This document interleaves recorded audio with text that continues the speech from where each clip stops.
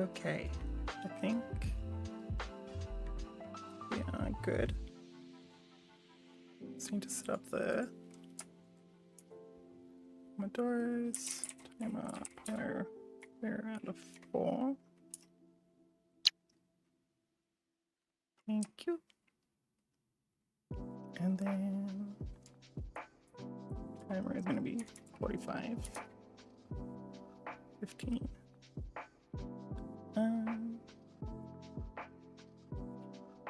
Yeah. Yeah.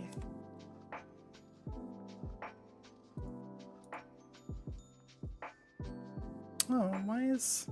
I need to get rid of the owned chatbot. But cool. Alright. I'm gonna go back on mute and get stuff done. Thank you for coming and joining though, Heavenly. I appreciate you dropping in. You don't have to if you want to like go watch Happy or whoever you were watching before.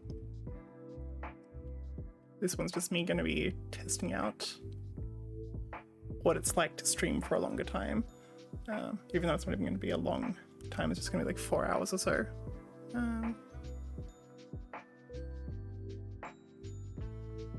Yeah, cool. I'm going to get on with my stuff and keep an eye on the chat. And also figure out how to kick the owned bot out, because I thought I deleted my account for that, but oh well.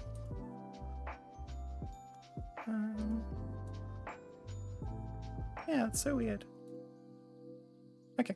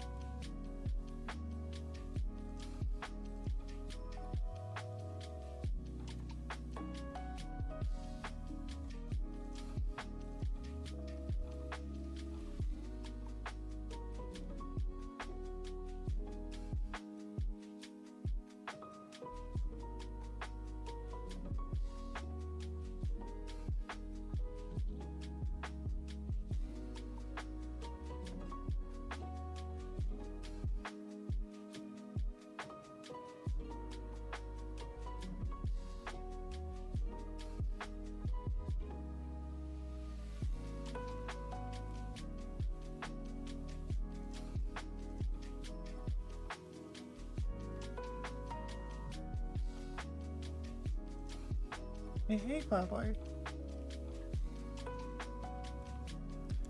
I'm doing good. I'm in the middle of doing my journaling. Oh, my voice is also struggling. Yeah, I'm gonna mute again so I can clear my throat.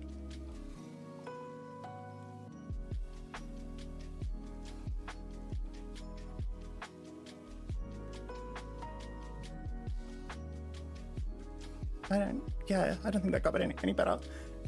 But yeah, no, doing well. We're doing a little journaling today. This is me testing out, doing a little bit of a longer stream, actually doing like the co-working thing.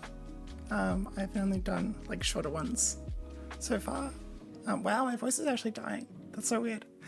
How are you doing? What's been going on? How's your week been? I'm like still trying to get caught up on my morning as well, actually.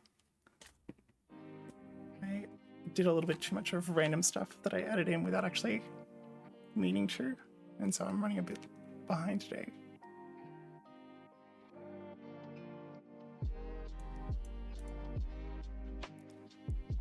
Work out today. Donated some blood! That's so good. I still need to work out if I'm able to. I don't know where you are, but where I am, there's been so many criteria and they've changed quite a lot in the last few years. But yeah, workout plus donating blood. Like, I wonder how your body is doing after all that. Oh, Nevada! So far away. I'm in Australia, which is why the daytime. But yeah, I can't imagine how your body's doing after both a workout and donating some blood today. Even after a workout, I am struggling. Afterwards, I need a lot of horizontal time. What is in the package if you would like to share? That's got you so excited.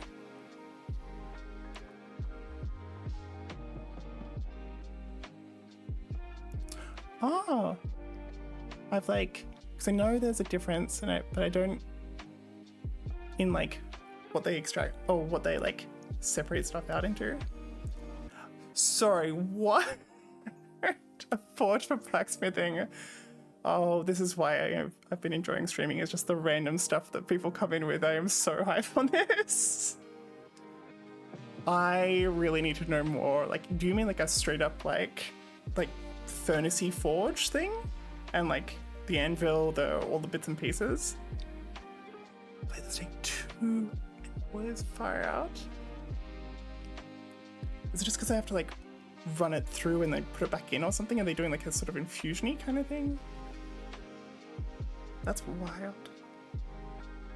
That's so intense. I feel but yeah. So the point of this is a very new channel. I've done only a couple of streams, but the whole point of it is to try new things and find the stuff that I love, and to encourage other people to explore while also just getting the crap done that we need to do in our days. And finding a little time for it in between. And so hearing that you are going to do something as intense as playing around with a forge is so on brand for this, and it got me really excited. I have an anvil. Yeah, I have an anvil, a press, a forge, all sorts of fun toys. That is so good. How long have you been doing that for? I can't, did you have to do any training and stuff? I feel that is definitely something you could just kind of fuck around and find out, but I would be so... I mean, it would also be very fun because I would also love just the getting to smack stuff and deal with the big bony stuff. But yeah, Havenly, I was waiting for you to chime on in because I was you are going to have so much fun with this. 5 years now, and I'm all self-taught from stuff from my cousin. Oh my god, so your cousin does it as well? Is this... I'm trying to do you come from a family of blacksmiths? Is this a family ordeal, or is it self-taught? I would love to know the kind of stuff you've been creating. if you know the show Forged in Fire, but I got to forge. Whoa! I don't know the show. I'm gonna guess it's sort of like some of those like tattoo Netflix specials and stuff, or things like that.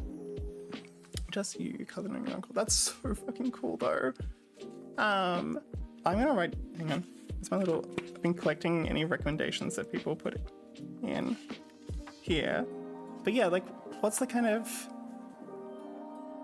I'm gonna throw out like an example of like little bits and pieces that could be made, but because I'm curious, like, how long does it take to do things? Like, and do you just like keep doing lots of tries? So if you wanted to do like just a very simple like knife or a hatchet, there you go. Gardening tools, oh, that'd be so good. Do you do mostly like bigger stuff? Like, this might be a very false assumption. Also, by the way, feel free to like lurk and stuff, but I do love a chitty chat, so I will chat as much as you let me. Do you do like bigger stuff? Is that easier to do bigger stuff? Is like doing fine stuff, like if you were to do like secateurs versus like little snips or something? Cool. Like a foot big. This new one is like 2 foot. Look, moving up in the world. We're gonna make some bigger things. What are you excited for? What's the project that inspired? All right, fuck it, it's time to upgrade.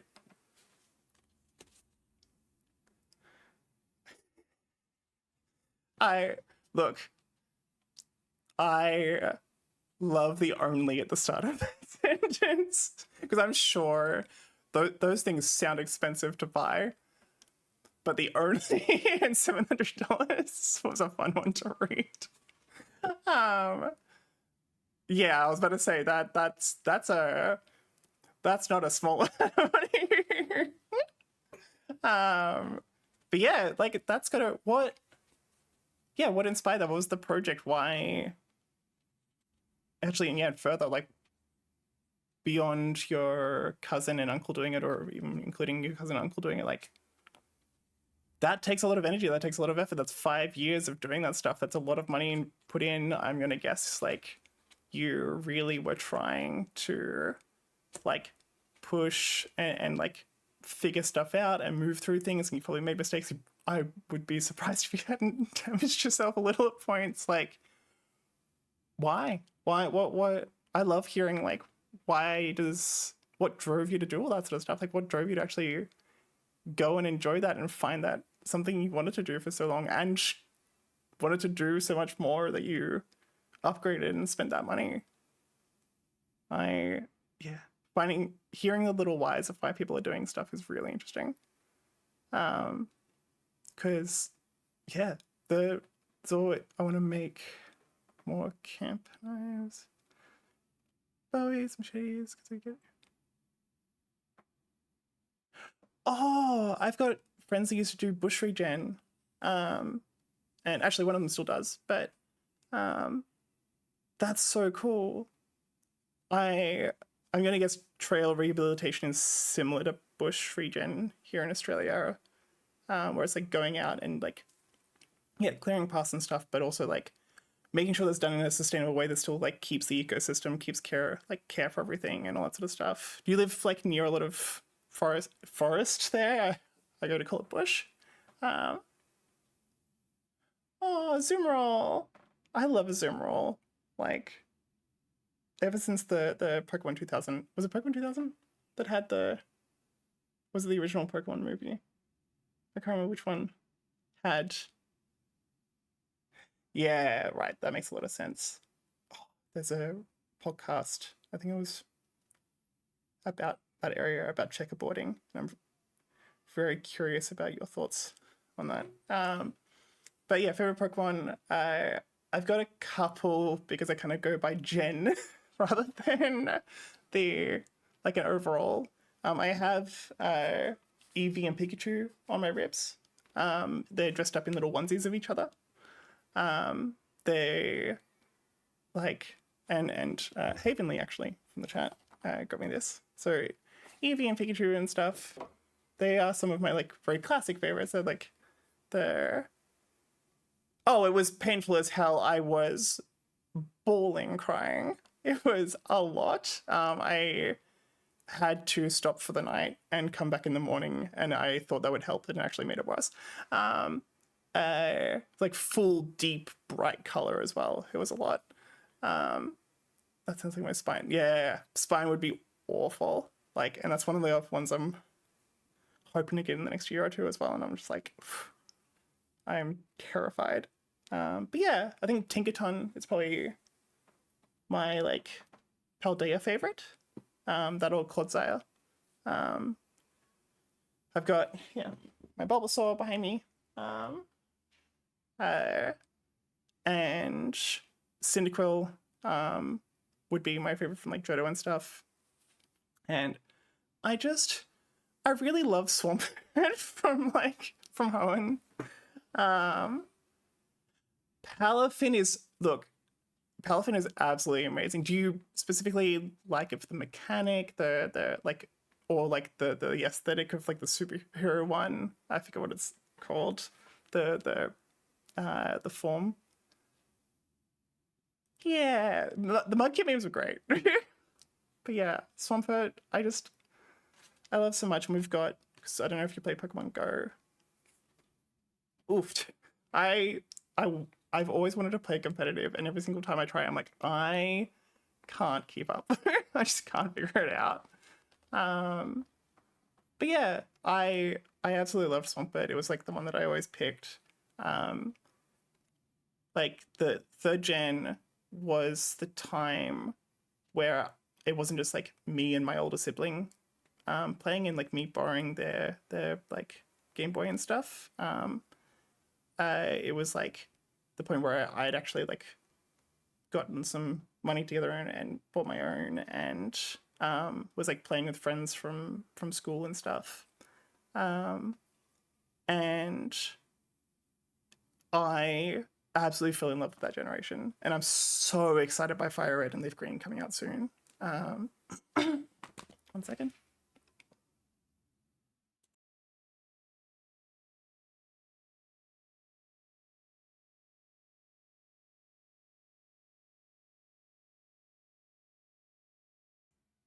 Sorry, my voice is still adjusting. I used to be a teacher, and I used to be solid at being able to talk for ages at a time.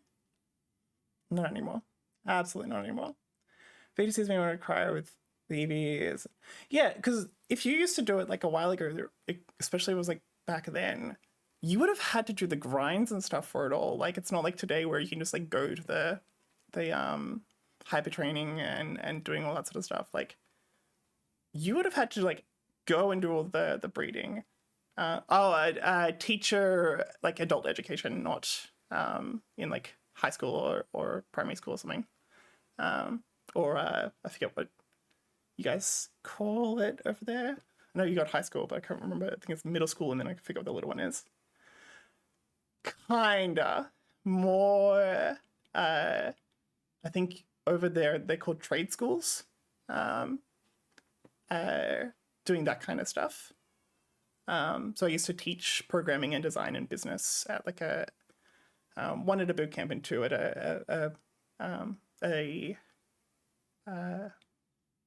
I'm trying to, yeah, I think it'd be trade school. I think that'd be the equivalent in America. But maybe actually, I don't know what you, how in the, I suck at programming little. Look, it's a really interesting industry. I think it's really nice to be able to like learn how to do a little bit. But it's esoteric. It is needlessly overcomplicated by tech bros. And honestly, it is worse than academia sometimes because it like they go way too hard on trying to make everything very complicated. I also just realized the music stopped. I need it. Let's go more tracks. Come on. Like there you go. Let the music come back through. No JavaScript, and then I just forgot. Look, and honestly, depending on when you learned JavaScript, it's probably changed 5 times since then. Like it is. They're now naming the different versions of it by the year that it was released, rather than calling it like a certain version or anything, because it's just changing so fast now. Oh, nice. What like? I'm so curious if you're doing blacksmithing and stuff in college. Like, also, I just realized, I was like, surely you've got to be like in your hometown or not like living on campus or something if you're doing all that blacksmithing. But I also love the idea of you just having in your dorm room in a college this is full blacksmithing setup. Oh my gosh. Look, I think there is a lot of ways to learn programming that is less about the actual programming and more about the creation. And that was how I used to teach. So I used to teach, fuck it, don't forget, like, don't bother learning the language stuff right away. That's all the academic crap that people want you to learn because they think that it's important from like a computer science perspective. And it is in some areas, but like, look, I was in tech for 20 years, and yes, I did eventually learn some of that stuff, but I really didn't need it for almost my entire career. As I just focused on the parts that I needed to create things, and like left away all of like the weird little esoteric bits. You can Google that shit. Like, you don't need to remember it, and people obsess over it. It's wild. The things that people would get interviewed for when trying to go for a job just were never actually seen on the job. It's my parents' house, but yeah, I live. Very nice situation. Oh, cute. That's really lovely. I love those kinds of setups. Like, I don't know the full scope of that, of course, so I don't want to broadly generalize and say that it's nice, but like, I had a very dispersed living arrangement, I'll call it, growing up and like in my early life and stuff. And I don't know, I kind of liked having some degree of like distance or independence and stuff, even when I was like a fair bit younger.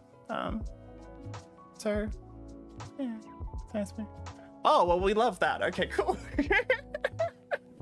That's different from my it is nice. My grandma is uber rich, so just like as long as you're in college, I was hell yeah, grandma. She sounds great. Like, I hope you are being the absolute nicest to her, because that sounds amazing. She is. That's so cute. Right, so you got an older and a younger. I'm not sure if I understood with the, yeah, little sister, yeah. That's so cute though. I love that. Good on you, Granny. Like, that's the kind of like family stuff that I really appreciate, is just like seeing, cool. No, I want to make sure that, the family's okay and then we care for the people and all that sort of stuff. And yay! We love a little adopted internet sibling. Like, that is so cute. I'm imagining the introvert memes, where it's just like, you go to like, the introverts will get like adopted, and in my head it's that one. How'd you guys, was that like through Twitch and like Discord and games and stuff, or is it just sort of off in like a you're the introvert that got adopted? But yeah, was that like through this kind of community, or was it through like, I don't know, I guess blacksmithing kind of forums and Reddit and that kind of stuff? I met through a co-working stream, and oh, that's so lovely. Havenly's like met a couple of people through like being in chat and yeah, absolutely some beautiful stories I've heard from them, and I just, yeah, adore it. Absolutely adore it. It's such a good community here, and I think we have someone called New Haven that pops in occasionally, and was like walking us through some of the Twitch lore and Twitch history and stuff. And I absolutely adored hearing, like, yes, there is a sort of a wave of some sort of like, what's it called, degen? Like, I think that's what they refer to it as, is like degen stuff. That's really that's so cute. Sorry, I just read that most recent message. I kind of melted when I got to give her my first really expensive present from prom. That's so sweet. And I like, it was that like a thing that you made, or like, what was the? Can I hear more of that story if you feel okay sharing it? That is so sweet. This is what I mean. It's like the community on here. While yes, there is that whole DJing community, I just adore the people that are here. It's so sweet. It's so cute. That was a pearl necklace.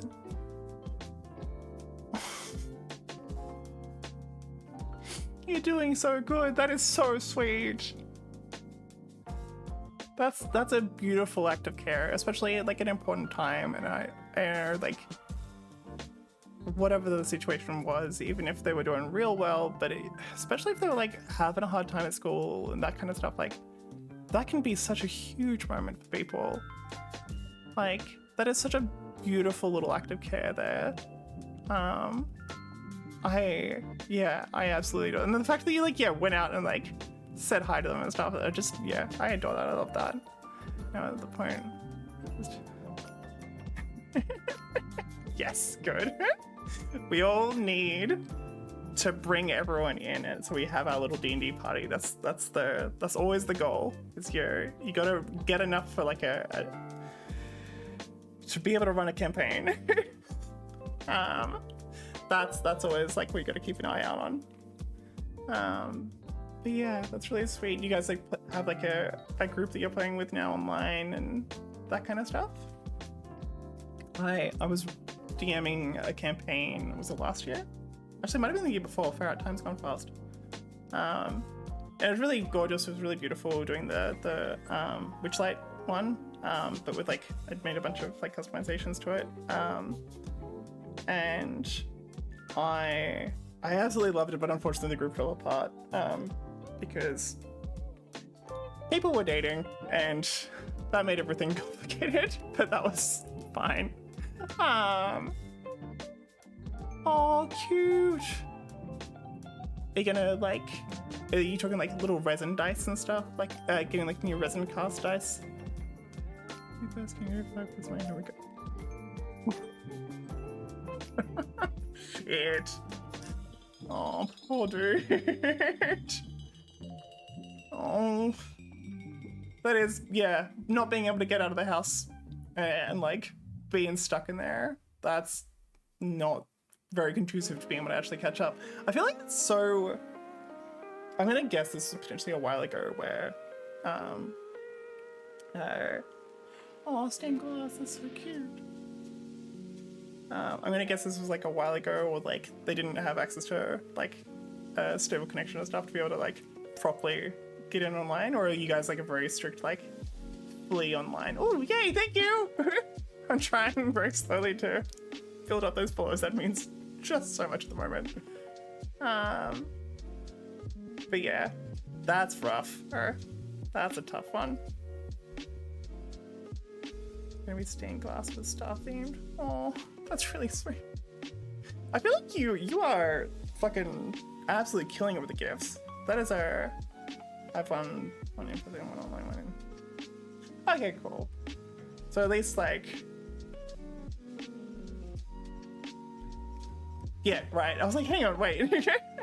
But yeah, 'cause that's the kind of stuff that is just like, it's very hard to transition as well. I feel like when you've got a lot of ways of playing, because like I have a lot of chronic illnesses. The people that I was playing in that group with also have a bunch of stuff, and just busy lives. And occasionally we'd be like, okay, well, fuck it, we're gonna do an online one. We tried like twice before I was like, cool, we are never, like, the way we have learned to play together is very in-person coded. We are not doing that anymore. And so whenever we had to do online, we were like, cool, we're gonna run a little one-shot Blades in the Dark campaign instead.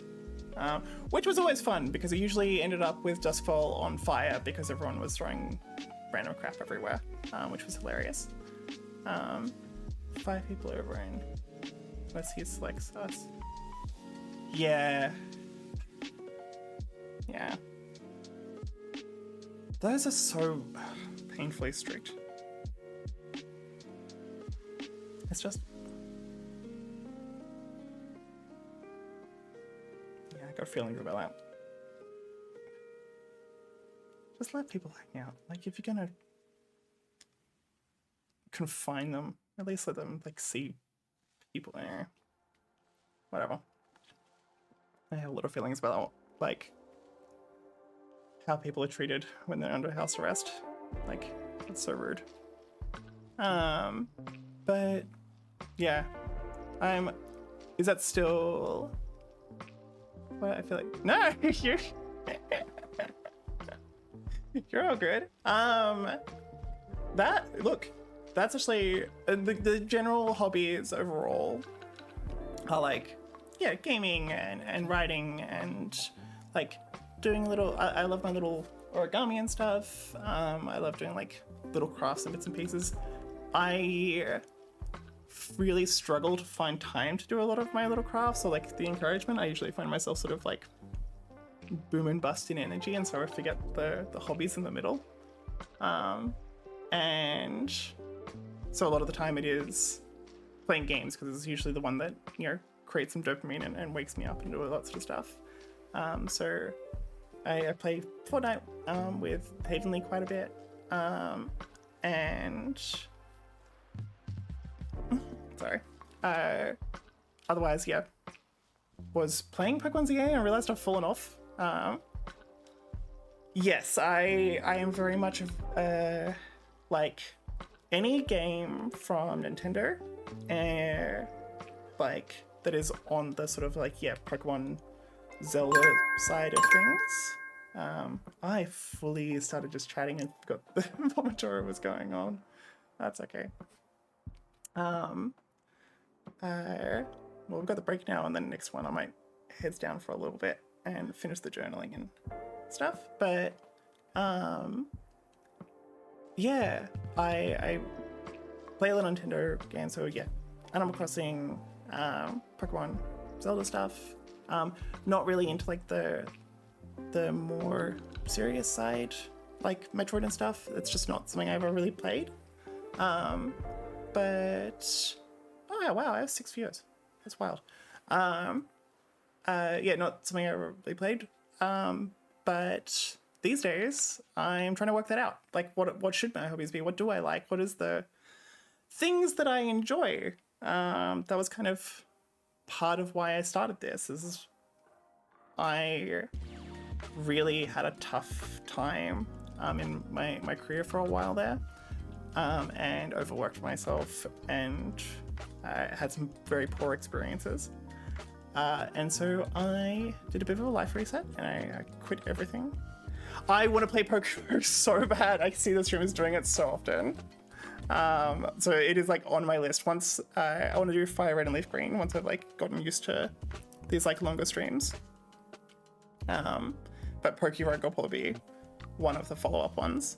But yeah, like I did like a big reset of everything, and I decided, okay, cool, I'm gonna just take time to figure it. Hey, I'm just gonna lock in for a bit. I'm looking. Okie dokie. But yeah, I like decided, no. Oh. Look, Emerald is absolutely gorgeous game. I absolutely love Emerald. It like I said, like that 3rd gen was beautiful. Like I loved Gen 2, but the 3rd gen was really like where I was like, this is what I remember now. I do too, but it is the same copy that my younger sibling left out in the rain. And I've just held on to from then. I actually managed to clean up the board and get it mostly working. But there must be a little bit of crop data or a little bit of crop connection somewhere on it, because it still occasionally glitches out. And so I haven't been able to actually like play a full run through without it just breaking, which has been really sad. So I'm hoping at some point I can like figure it out or ask them to reflash it or something like that. But yeah. But yeah, that's honestly what are my hobbies, what are my passions. That's what I'm trying to figure out at the moment, and it's been really nice doing that. I know I love to chitty chat and help people grow and do creative things and do all that sort of stuff, and so me doing these streams is kind of like my little, well, the hope is that it's my little time box and like body doubling to do that with people and discover what I do like and what feels good and is sustainable for me to actually like put energy into. I want to find my blacksmithing. I want to find the thing that is worth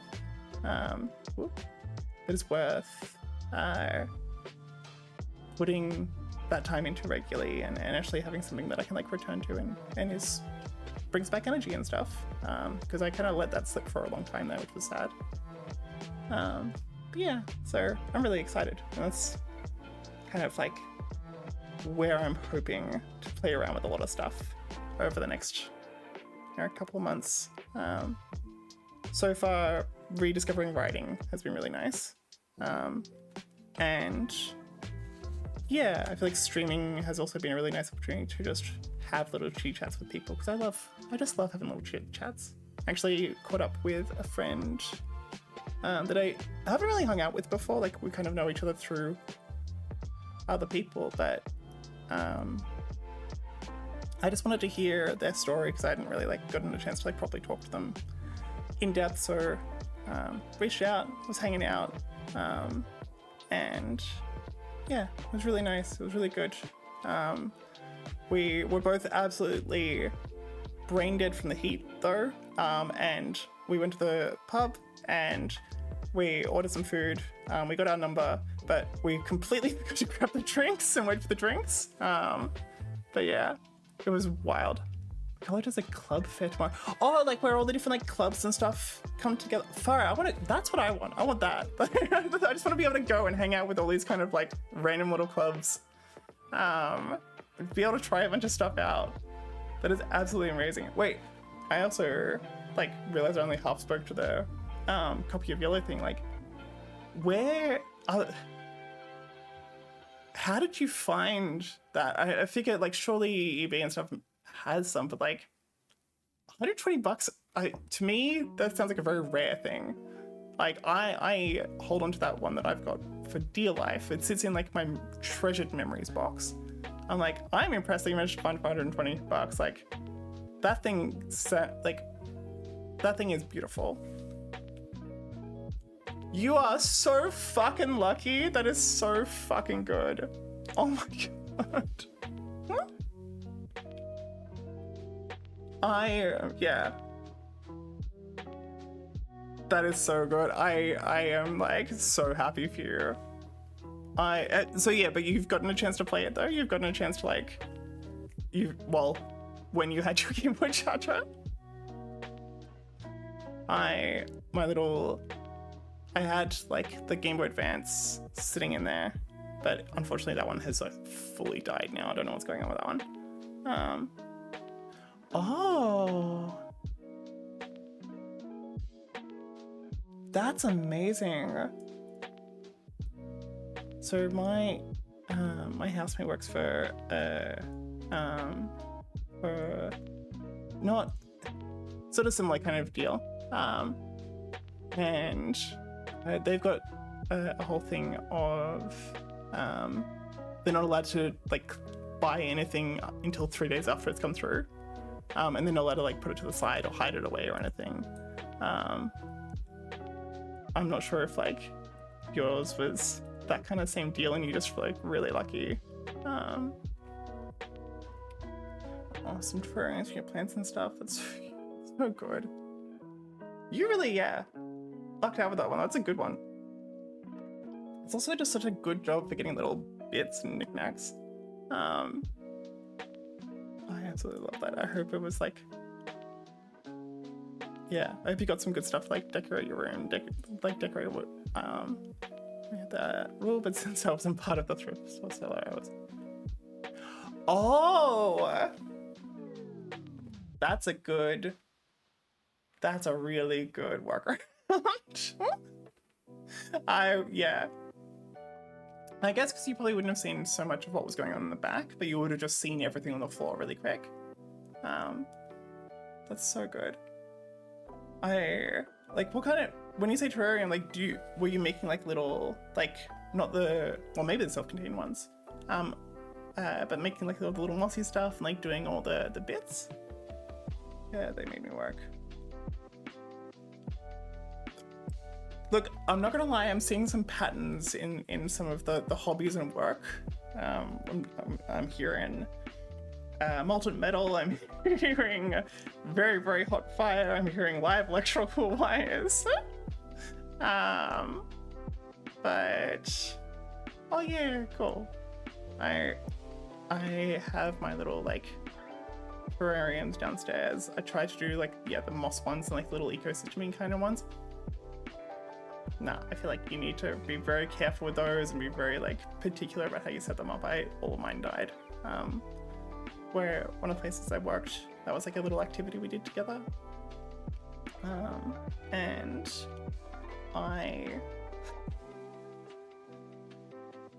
was so sure that because we were doing it together and because we had like instructions from the company that like sent it to the workplace and stuff, like I was like, cool, this one will actually work and I'll learn how to do it properly. Everyone on the team that made one, they all died. It's a very tough one to do those like really fancy, like all the bits and pieces ones. Yeah. Oh my gosh. But yeah, what's like, man, we had, because like before we were talking about like how, wait, I just wing it now, 37 indoor. That's amazing. I hope your grand's like real hype. You are just like 100% helping bring the vibes and bring like all of the happy little healthy life into that house. That is so cute. Oh no. Yeah, the cat we've got in our house as well, just any leaf that is vaguely nearby, it's good chomp. Absolutely good chomp. Must chomp all of the leaves. So we've actually, I can't see it, but out here actually isn't like another building or anything. It's well, there is a building next door as well, but it's a little atrium. And so the cat gets to hang out in the little atrium with all the plants and stuff, because we're not a completely outdoors cat. Like that's the closest we get to outdoors for him. Oh, hang on. Let me press the...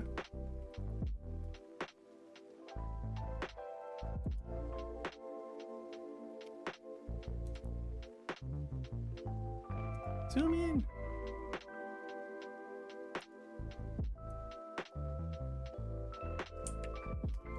Oh, that's such a cute coloring.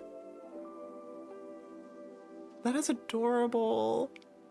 The like,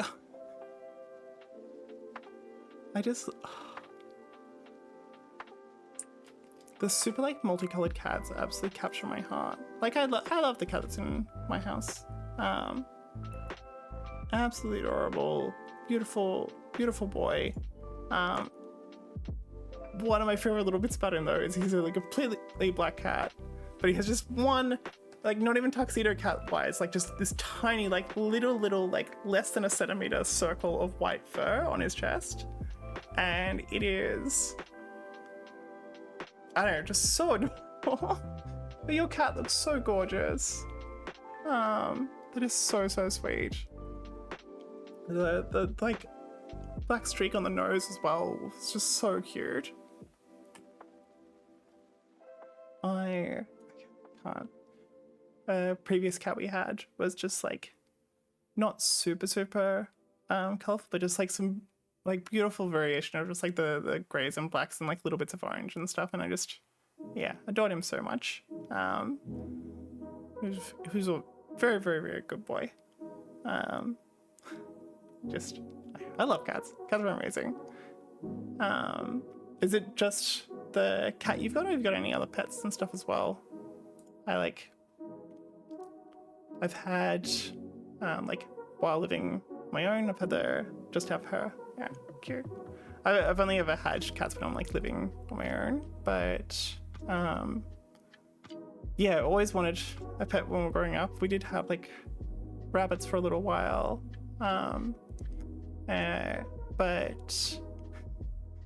the second I moved out of home, mum got a dog, and I was like, "Are you serious? So many years, maybe like, can we get a pet?" I was like, "Come on, like, it's fine." Yeah, that dog was so cute though. It's a tiny little like Pomeranian cross something. I think it was Jack Russell, and was just this tiny little high energy fluff ball that when she ran just looked like this little rocket. It was so funny. It was so cute. Oh my gosh. Okay, so for this next Pomodoro, I am going to try and look in a little bit. Very happy to still chitty chat, so like I'll like come in and out, but I might be less like full chitty chat. So still feel free to message and I'll like respond or I'll type back or something.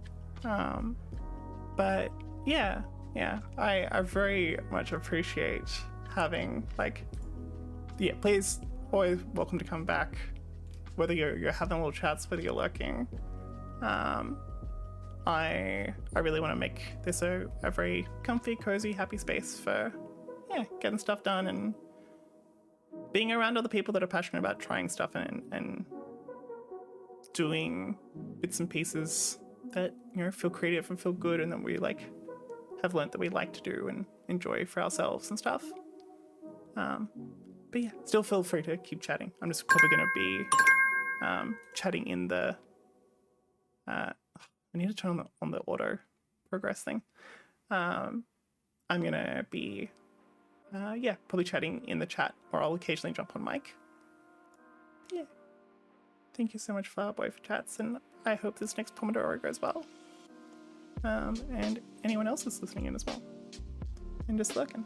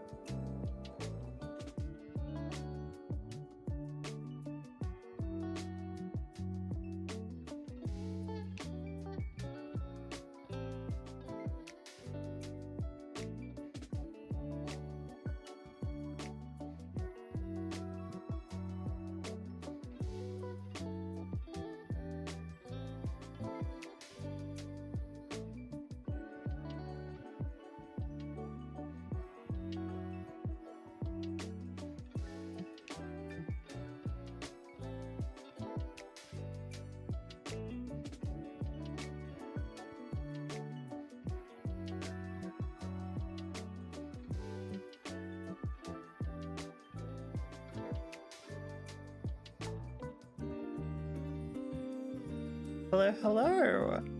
We have. So I am a very new streamer, by the way. Hello. We have a little raiding party of 3 Luna players. Thank you so much. That is my first raid ever.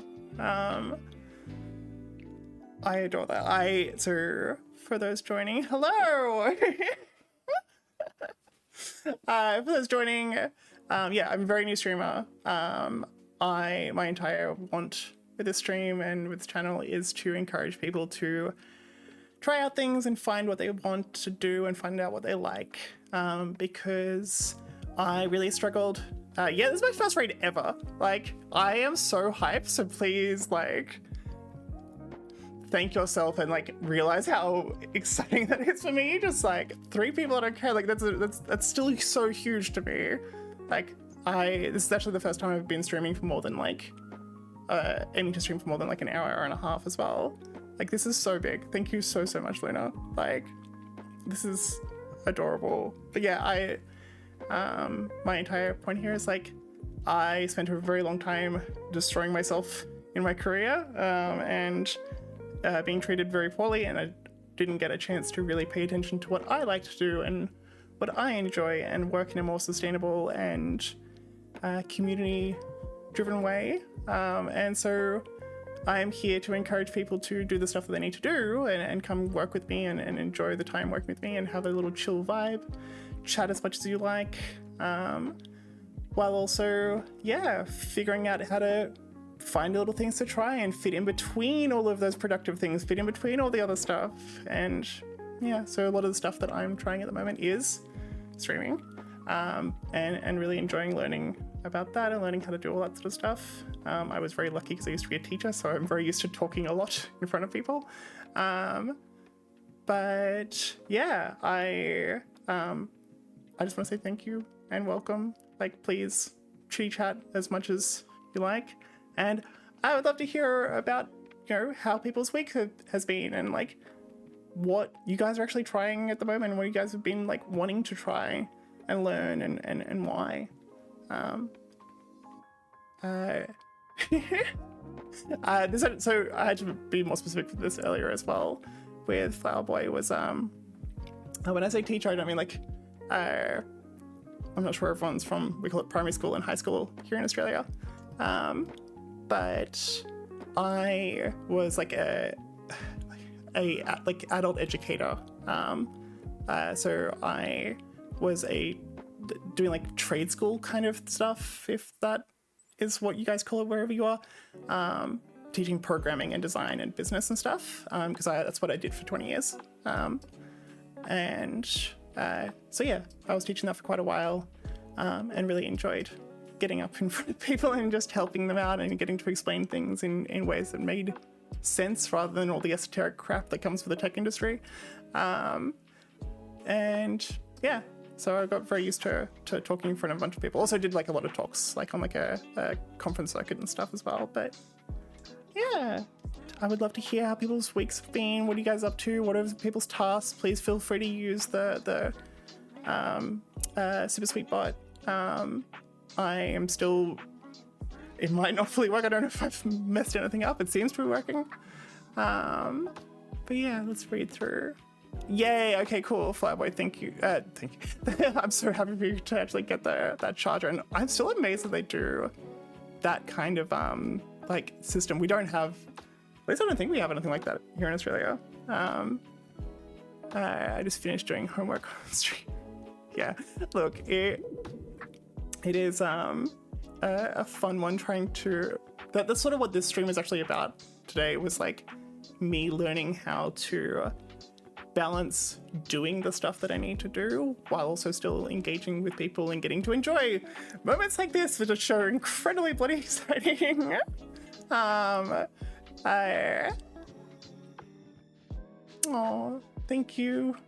I appreciate that I am giving out good vibes. I feel like the very silly background does help a lot. No, Flower Boy, you poor thing. So it's like old school, like shiny hunting as well. Oh, I'm so sorry. Um,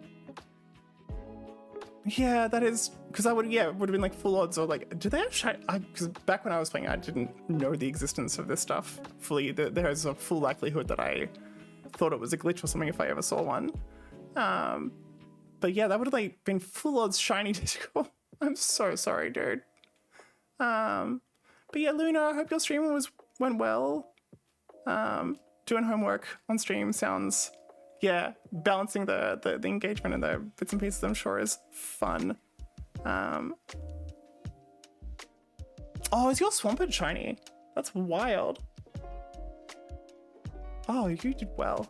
So Flowerboy found the old Ruby game and has been found the Game Boy, found that it was charged, and is pulled up an absolutely stacked bloody team that they used to have when they played like comp and stuff. But yeah, I don't know if we've still got people from Luna's stream here, but would love to hear your guys' day. Just yapping and thinking, yay! What was the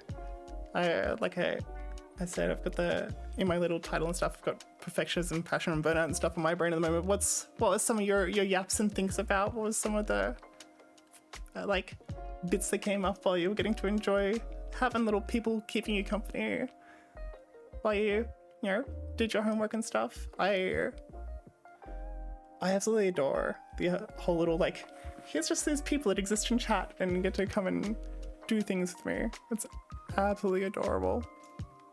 I also need to go and click on your profile and click follow. There you go. Like, thank you so much for reading as well. Like, that was, I can't begin to explain. Like, someone showing up in chat at the moment is such a huge deal. To just even have someone show up as a reader, like, that meant a lot. That's a very exciting little moment. Like, that will be something that will be like highlight of my day when I like put it in my little timeline and stuff. Like, that was so special to me. I want to make sure that like you get to hear that, you get to know that. Yay, and thank you for following as well. Like, this is, yeah, it's a lot learning all this stuff, and it's very, very exciting, and so every little moment feels so very big, and I love it. We talk about so much random stuff. I think the topic we left on was tattoos. I saw your Zelda one. Yay! Yeah, so I got the Triforce. So the plan for that eventually, because this is actually the first tattoo I ever got, and I got that when I was 18. But I want to get all of the essences of time and seasons on my underbust, and then have the Deku nuts and stuff, the Mako seeds, this one, along the center, and then I'm gonna have some of like the malice and Sheikah patterns and stuff coming up as like a sash as well, with some of the I still haven't decided what I want from like Minish Cap and stuff, but they were a lot of the games that I played, and I was never, up until the new ones, I was never really a 3D Zelda games person. I was always the 2D ones, but yeah, so I'm gonna really expand on the tattoo and integrate this into it, yeah, I've got quite a few, but yeah, most of them are like on the rest of my body. I've got, actually, I haven't shown some of the ones on my screen, so I've got a little broken vase, silly little cat, very internet, a bit of capybara. Have fun, Luna. Enjoy, and thank you so much. Like, I really, seriously, huge. I hope you have a good wind down. I hope the homework went well. Go have some rest. You did so well today, and you absolutely made my day. Thank you so much. Oh my gosh. But yeah, if anyone is still hanging around from Luna's stream, feel free to pop into the chat as well. And yeah, Flowerboy, I am so happy for you to like have that charger sorted, to have like, I'm still amazed that like that's a whole thing with the donating and stuff. Like, absolutely awesome. But yeah, I don't think we get food and stuff to like help with the blood volume afterwards, and like returning blood sugars and blood volume. But I don't know if we get any sort of like points or credit system or anything. Like, that is super cool, and it's also a Game Boy charger now. But yeah, that's amazing. All right, I am gonna go back. I'm almost done with my journaling, so I'm gonna go back to mic off for now. But please hang around and chat. Feel free to chat as much as you like. Feel free to use the super sweet bot. I will be responding in chat, and I'll like send messages and stuff when I see them, and come off mic occasionally. But for now, I'm just gonna go off mic and finish some of my tasks. All right, but I will still be here.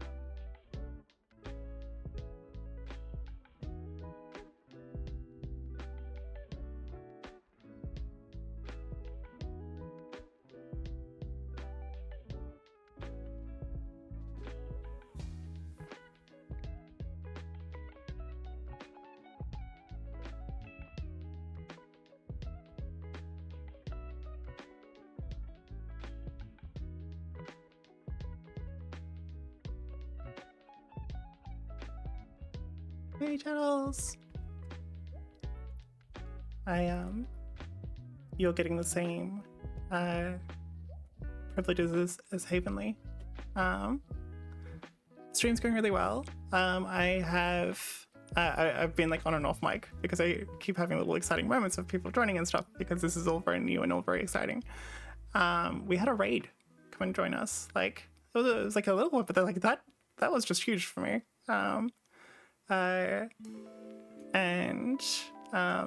Flower Boy has been here for most of the stream and just been having really lovely chats. They do blacksmithing, which is why I was asking about like the show. So Forge and Fire, I'm gonna write that down here. So a raid is like when someone finishes streaming, they can choose to like take everyone from their stream and like direct them towards another stream. So that way like people have continuity. So you have this like, especially if it's like a large stream, like sometimes it's just thousands of viewers will come and like join someone's stream. In this case, it was just little smaller ones because we're little smaller friends and stuff. It was really beautiful. We had XX Luna Plays come and join. If you want to go and follow them, because I'm very curious to go watch their next stream now. I'd seen like their name pop up, but I hadn't gotten a chance to watch them. So it's been going well. Just doing a little co-working stream today which is why I keep going mic off and then coming back on for little chats. It's got... Wait, did you have all of these Pokemon before you were even at Zootopolis? That is wild. Sorry, Flowerboy is playing, they found their old copy of Ruby, and it has like a bunch of absolutely gonna wreck shit Pokemon on it. And I just, yeah, lots of fun. But yeah, so it's been a really nice stream. Today I am, because like this is all very new, I'm practicing balancing engaging with chat, and engaging with who's here, and engaging with what happens, while I also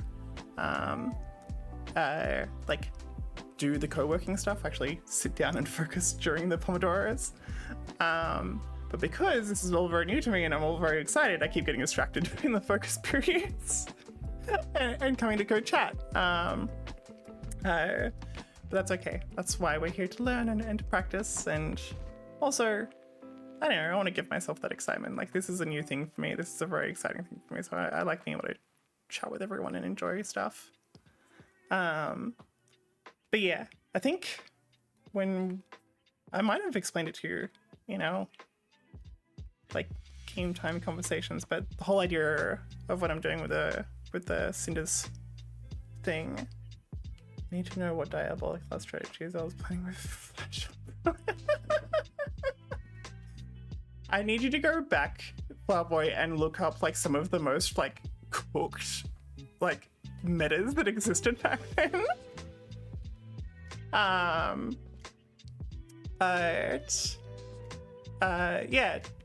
Tells the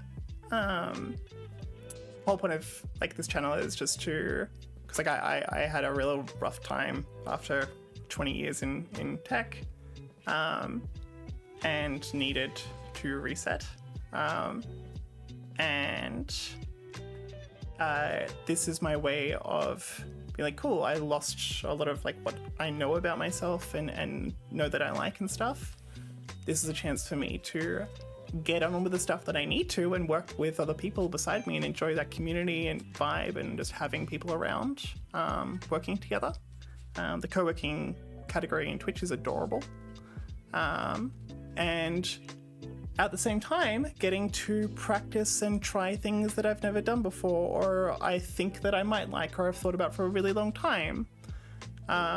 Like doing illustration, or like we were talking about last night, like voice impressions and stuff. I don't know if I'm going to do voice impressions on the stream. I think I will need to overcome some self-cringe to be able to do that. But yeah, I'm like really excited by the idea of this. This is like, because I have my main project at the moment, which is pull the lever, Gronk. Yeah, I want to learn Yzma's voice, and I want to learn Kronk's voice. I am so determined. I've been talking about it for years, but I really want to put effort into this, because I've got my major project, which is the one that's actually going to pay my bills. And so that's the one that I will have to put all my focus on when I need to, and so this will get deprioritized for that. But otherwise, this is my like second in priority project. I want to make sure that I'm really putting solid energy into this, because I think that it matters. I think it matters to have an area to go to learn and to understand yourself and to do work together with people and things like that. I think the Twitch co-working category is absolutely fucking beautiful. Like, I think it's Dara, and like a couple of the others. Like, I adore watching them. I think they're absolutely lovely. It makes me so happy just sitting there and doing my stuff while I'm watching them. And I want to contribute to that community, and I want to do my take on it, where that like learning about yourself is included, and is a really important part. And yeah, I'm really excited. I'm very, very excited. But that's how the stream's been going today. It's just, this is me practicing. And I am...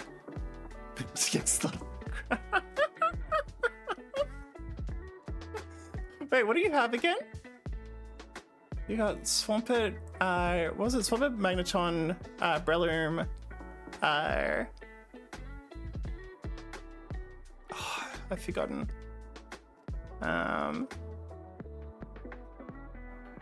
Crobat. Yeah.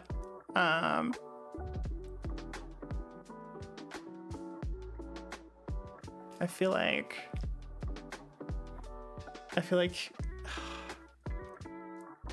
are you underleveled for the for the fight? So I'm like trying to figure out like how many mistypings do you have for this? Okay, cool. So Magneton's fucked. I guess yeah, Crobat and Swampert are probably your only ones you can really use in this scenario, right? Like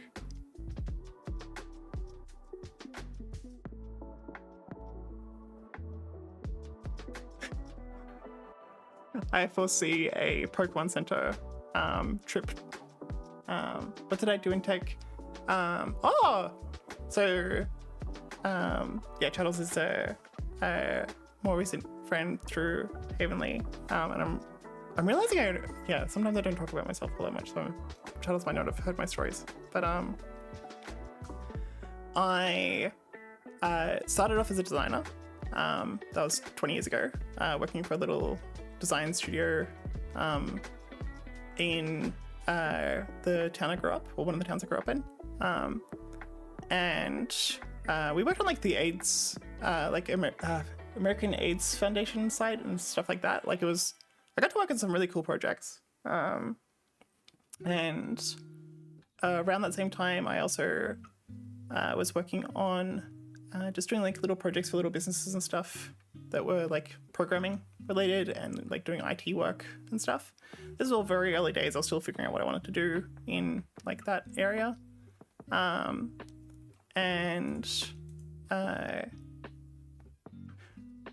We've got, oh my gosh, sorry, I checked the users in chat thing and I've just never seen, it's not many people, but it's just I've never seen that many people in there, and it made me very happy. What was I gonna say? I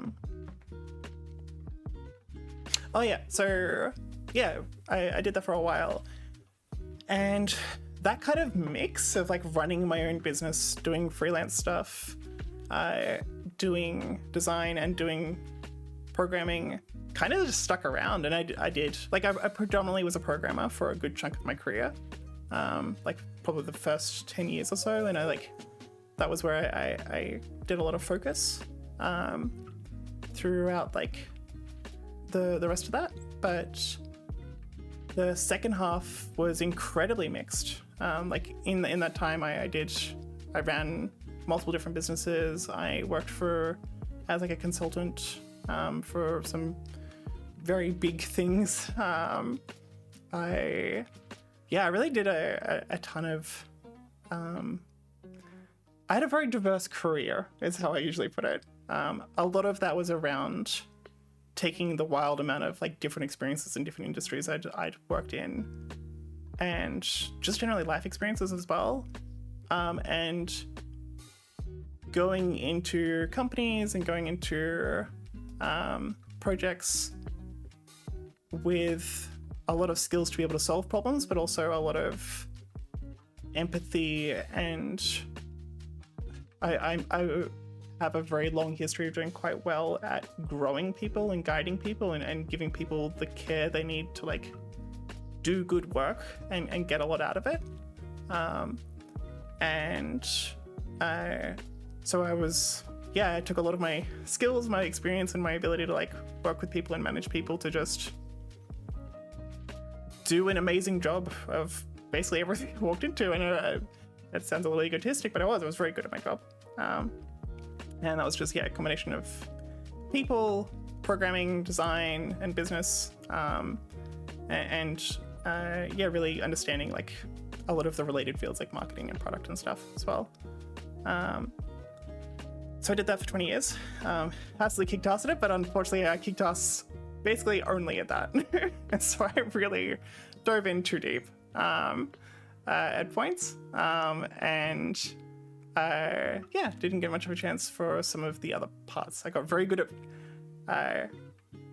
at all that stuff, but not as good at taking care of what was the joke I made yesterday with the person I caught up with? I've helped literally hundreds of people learn how to grow in their career sustainably and achieve growth sustainably and think about their whole life. And for a lot of my career, I've failed to take that same advice. And so I just didn't give myself a lot of that as well. So that's why I'm here, and that's why I'm doing this. I'm taking a break from all of that to see if I can do something different that I potentially enjoy even more. Because I love people. I don't want to get rid of the people part. So that's why I wanted to do something like streaming. And the other project that I'm doing is people related as well. But yes, more chatty. Work. But yeah. So that was my whole shtick. But yeah, it was good fun. Yeah, you're a mod. You got your sword. I was like, well, you're an IRL friend. You can like, I know where you live. It's fine.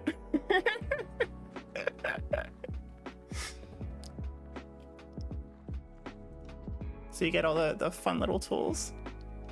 But yeah. How'd the Groudon fight go, Flowerboy? I'm like, I only have a couple of minutes left for the focus thing. I'll just carry on with chats. How'd your Groudon fight go? Did you end up getting slaughtered? Was there a trip to the... I'm still doing this puzzles to get to... Oh my god, yeah, that's right. Is it... I can't remember if it's Gen 2 or Gen 3 where there's that one where you can actually glitch and accidentally double up a stone. I forgot about those puzzles. It's been a long time since I've played those. I'm so excited for this. I really hope they do like Ruby, Sapphire, Emerald remakes on the Switch as well. Because they've got the classics one. They've got their hacked version of the emulator that they're trying to shut down, which is just ridiculous. But anyway, but they've got their one for that's coming out on Friday or Saturday or whatever. I'm kind of hoping, because they didn't do Ruby, Sapphire, Emerald, that's the remake one they're gonna do next. Because we had Let's Go, we had BDSP, even the ZA games have done 2 other regions. We've kind of had, and Hard Gold, Soul Silver, it's a while ago now, but we've had those. I really, really hope this means that we're getting like a full remake. I'm hoping it's not a chibi remake like the BDSP one. I think I would like to see like a more creative take, not exactly like Let's Go, but just like doing a different spin on it like Let's Go did. I actually really enjoyed Let's Go. I know it was a very simplified one, very handy for shiny hunting, but yeah, there you go. There's that time. I will get better at doing these Pomodoros and managing engagement at some point. That's a later thing. I'm actually going to use this break to quickly go to the bathroom. I'll be right back. But yeah, please keep chatting in chat. I'll be back in just a moment.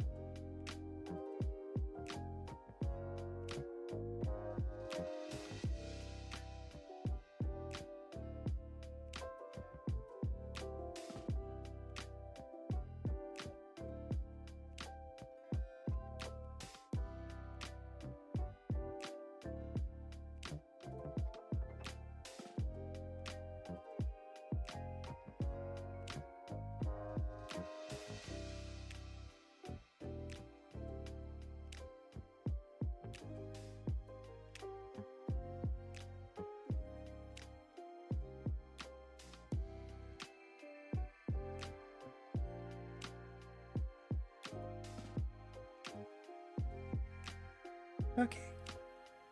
Hello again. Also, as a reminder for other people to take their meds, to drink some water.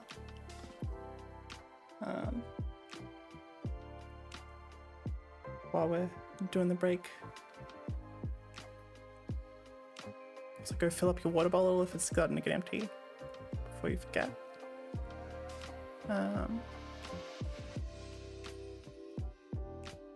I also just want to say to the people that are lurking, you don't need to engage. That's fine. I'm not asking you to engage, but I also just want to say I really appreciate you being around. Knowing that there's some other people by is really sweet, and warms my soul. Getting to just have people hanging around while we do some work and get things done. I hope that providing enough little entertainment and background noise and presence. Absolutely feel free. I'm using a licensed library, so there's no like full Spotify requests or anything.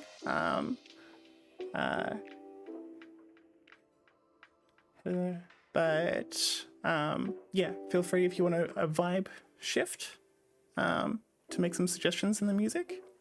Also, if you want the music a little louder, because balancing my voice and the background music is good. But let me know. Feel free. And then you can go back to lurking. You don't need to have a full conversation. I forgot how to do the strength puzzles. See, this is okay. I at least maybe 2 or 3 times a year will play Oracle of Seasons and Oracle of Ages. They are like my 2 favorite games of all time. And even though I play them so regularly, I am still, particularly with Ages, because that's meant to be like the wisdom one. Not the wisdom one, is it the wisdom one? Yeah. I get so frustrated with particularly like the Goron section, where the puzzles are actually so deep. But then I remember as like a kid, I just worked that shit out. Like I just sorted it.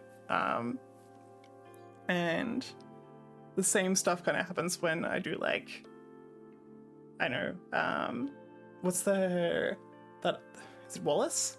The ice gym in Gen 2. Like, I just can't. I struggle with those puzzles so much. Even though even if you try and do them regularly, you still, you forget them and you get lost in them and you think about them too much, and really it ends up being so simple.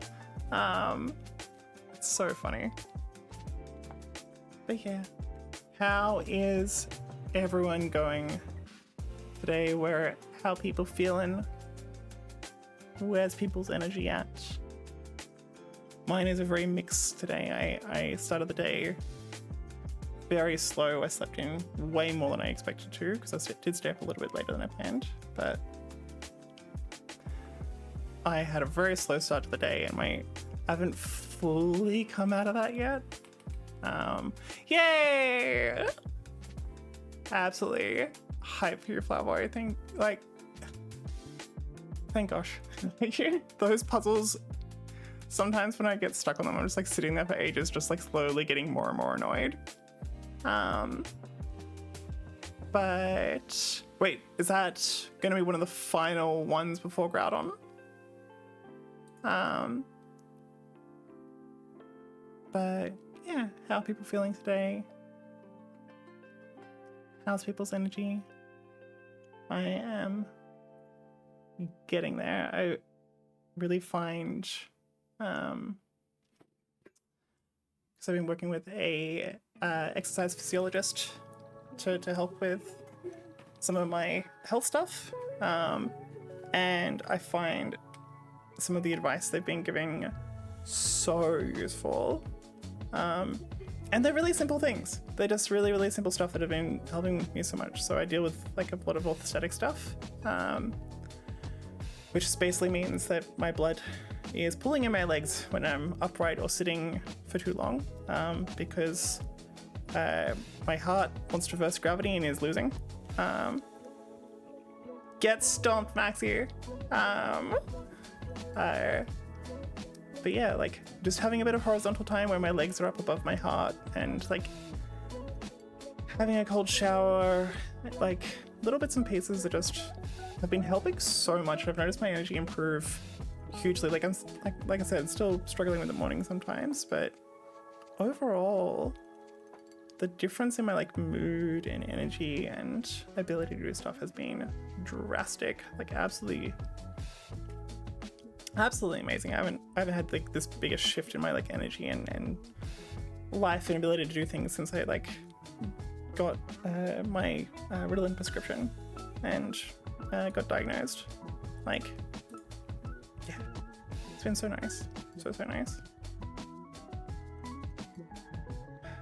I'm trying to work out. Yeah. So I've got and Havenly actually has been doing really good jobs. You don't, if you're still looking, Havenly, don't feel the need to join in. This is just me mentioning you. But has been fantastic at calling me out on my all or nothing stuff a few times, and it's been very useful. But it is a fun one trying to figure out some of that perfectionism part at the moment. And so that's what I've been sort of like working on today, and a bit of yesterday as well. Was I love making systems. I love yeah. Look, I love a system. Like I love getting to like go deep on how can I do more? How can I do it all? How can I make it all fit? It just feels like a puzzle. It feels like they're actually like tying it in, like the working with playing Oracle of Ages and stuff. Like the reason that was my favorite out of the two was just because of how deep it was, and like I need to get all these things to work together. I need to like solve these puzzles that are, you know, all over the place. Like I love those kinds of games. Yeah, like 100%. I have learnt that there are ways to do things, and there are ways to prepare my brain to not hit the pitfalls. But sometimes the pitfall itself is actually thinking that I can solve it further and I can prepare for that in ways that are just not realistic, or are actually taking more time than just doing the thing and figuring it out and giving it a go. This is another piece of advice that I gave a lot and very irregularly followed,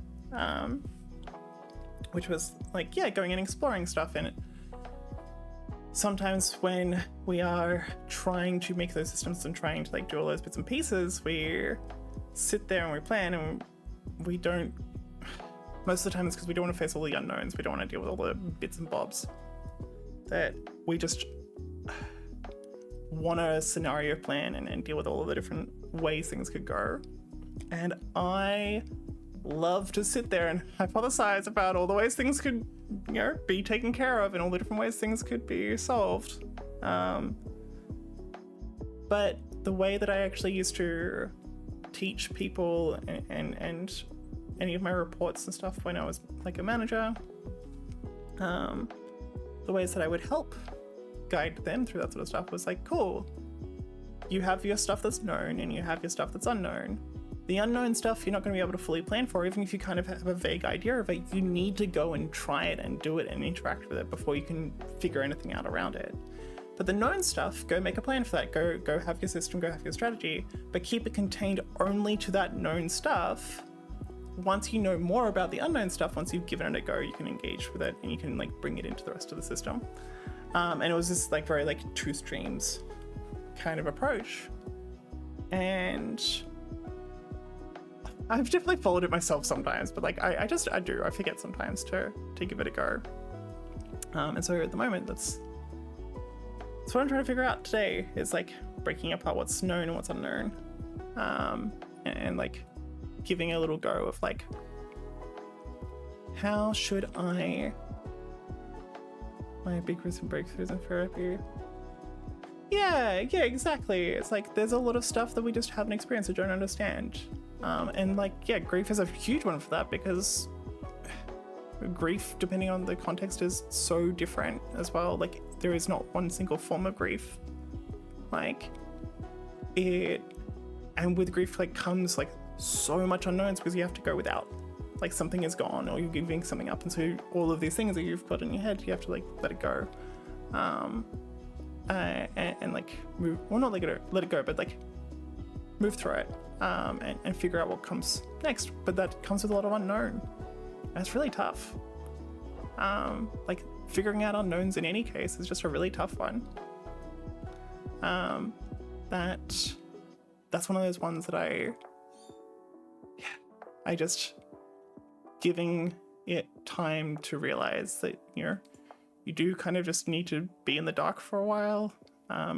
But also, you've got all the parts that you do understand, and you do know, and you do feel competent around, and you do feel good with, that you can still hold on to and you can make systems around. But it's when that spreads into the unknown as well. It's really hard. It's really, really, really hard, because you can't make systems around that stuff. It's tough. And yeah, like I said, I'm trying to remind myself that that's the advice that I would give people, and I now need to actually take it myself. Okay, the break's over. I will go off mic in a second, and get on with my day, because I'm done with my journaling now. I can move on to the next stuff, which is me trying to figure out the unknowns and knowns for this project. But yeah, I find that is a huge contributor to, well, hugely driven by my perfectionism, and like to try and solve the unknowns ahead of time. And huge contributor to my burnout, whether it's like more low-key or temporary, like short one, or like the overall burnout, like from 20-year career and that stuff like that. Like, in both cases, the amount of time I spend trying to pre-solve the unknown is hard. I'm really glad that you had that little, not little, but like that breakthrough, because that does sound like a big breakthrough. I'm really glad you had that, Chatty. That, yeah, known versus unknown, and realizing there's a lot of stuff to just have to experience and you can't figure out is tough. But it is almost enabling and empowering to know that it just has to be that way. Yeah, I'm really happy for you that you found that.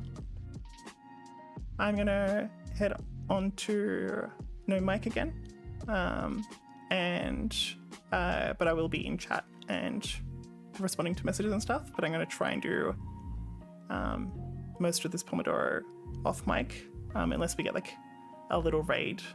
Again, I might come on mic just to say a quick hello to anyone new that joins in the chat.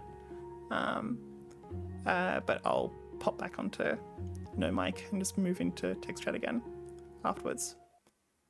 But yeah, well, I hope everyone has a good Pomodoro. I hope everyone, drink your water, take your meds, make sure your water bottle is full, do a bladder check. Sometimes it's easy to forget where your bladder's at and how full it actually is and not realize. Yeah, and I will chat to you in the chat, and then I'll chat to people in the next break.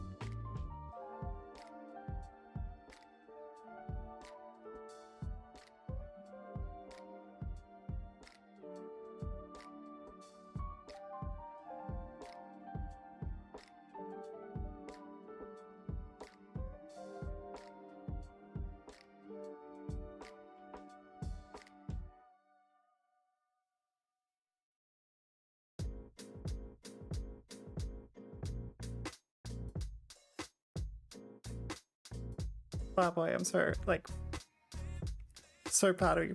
Like before your battery died and everything. Like hell yeah.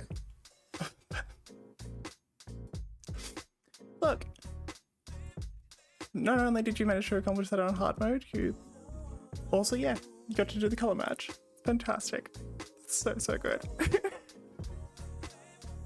But yeah, you whipped that out real fast. You did well. I'm so happy you managed to get that before you got back to your schoolwork.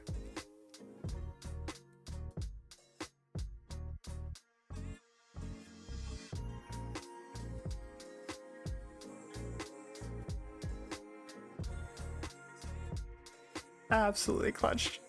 Like, you did. I remember those little moments of just like the little LED on the Game Boy, like slowly fading and fading and fading and fading.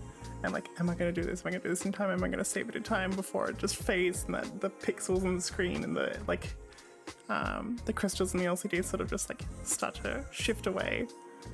Like that image and the stress of those situations is burnt into my head from my childhood. It's just like so scared of that faint little LED and just suddenly seeing like the image fade and pixelate away as all the crystals like lose power and realign and stuff. Like it's very, very happy for you. You did so good.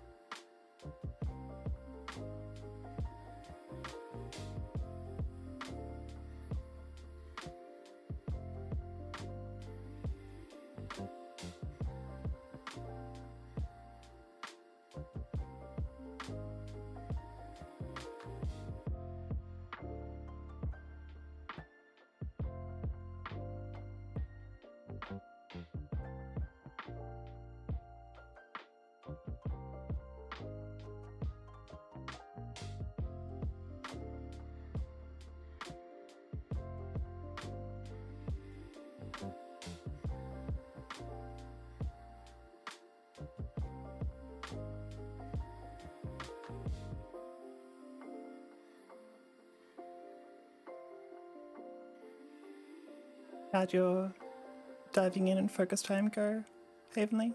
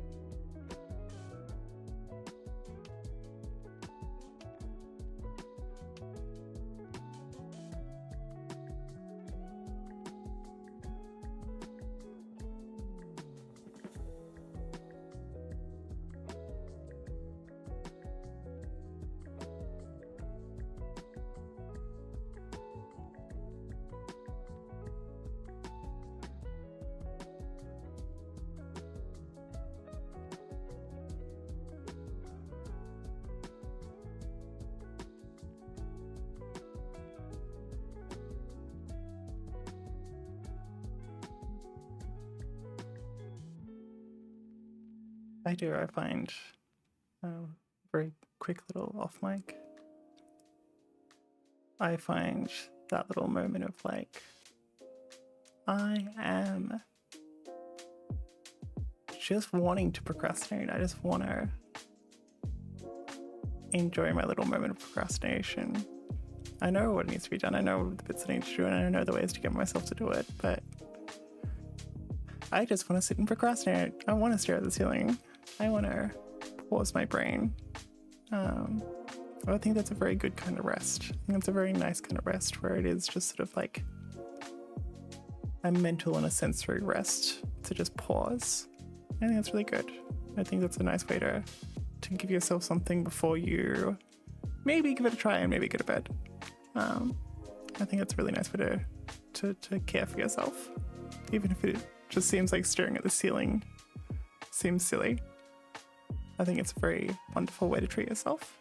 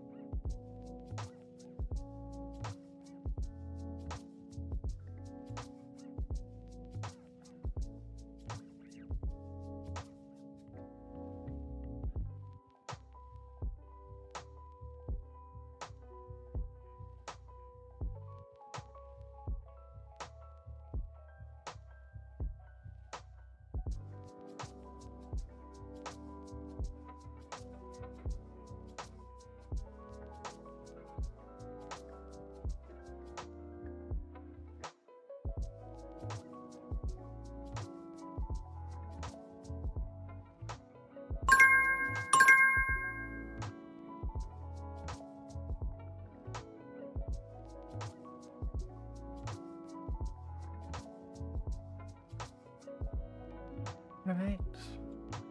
It's another Pomodoro done. And that one I feel like I actually put my head down a little bit more. Thank you to everyone that was like still stuck around and hung out while getting that done. I actually got the initial goals set up, which is really, really exciting. I probably won't talk too much about the specifics of the project that I'm doing, but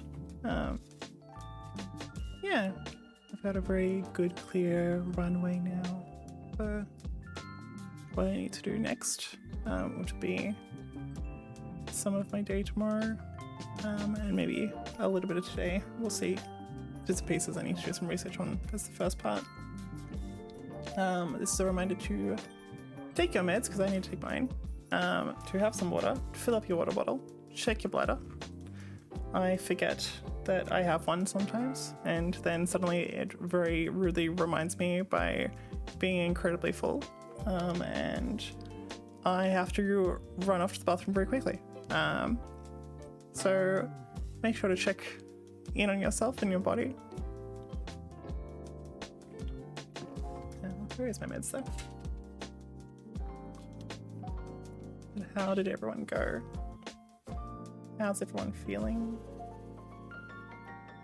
Flowerboy, did you end up?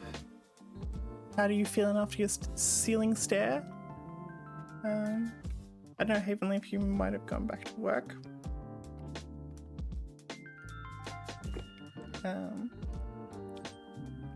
And Chuddles.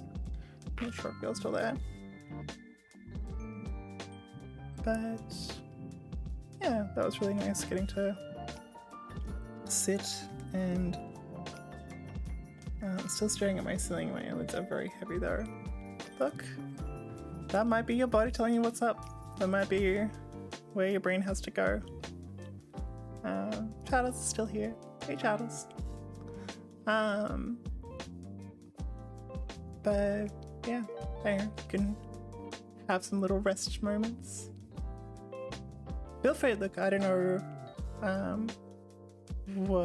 whether your tasks today are gonna be conducive to the super sweet bob thing, but if it helps, if you like working in Pomodoros and stuff, like feel free to use the commands to add your own tasks and stuff. They do come up in like the super sweet task list, and it shows like what everyone's working on and what everyone's done. Obviously, because very small stream, it's just my ones at the moment, but like feel free to use it. It's not like a just me thing. Yeah. On my profile there is a panel that explains some of the basic commands, and there's a QR code for how to use more of it. But yeah, Flowerboy, maybe that's a time for just, I don't know if the music and having some calmness is helping, but maybe the eyelids being heavy are a little sign of just like it's time to at least have a little mental nap. I find sometimes I lie down and I won't actually fully fall asleep. I'll rest my head and my brain will sort of start to calm down, and it feels like I'm about to fall asleep, and I'm like kind of on the edge of falling asleep for such a long time, and I'll lay there for like, I don't know, 15-20 minutes. Sometimes it's like an even like full hour, and my brain and my eyes and a lot of my body just gets to melt, but I don't end up fully falling asleep. I'm just kind of like on the edge of sleep for a little while, and my body gets a whole break, and I wake up and I feel very re-energized. It's sort of like a nap, but I don't know if that you find that, but it's one of the ways that I kind of get through the day when I really need to have energy and can't do like a full nap. Just having that little sensory rest, it's huge. It's so helpful. But yeah. How's everyone, all Chattles, maybe like how's your work been? How's the day been going? How's the body doubling been playing out for you? I find this really helpful. I find this really nice. Like, I wonder if their stream is still up.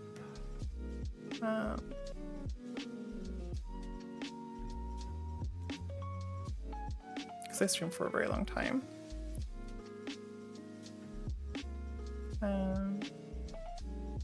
Oh, so they're not at the cam at the moment.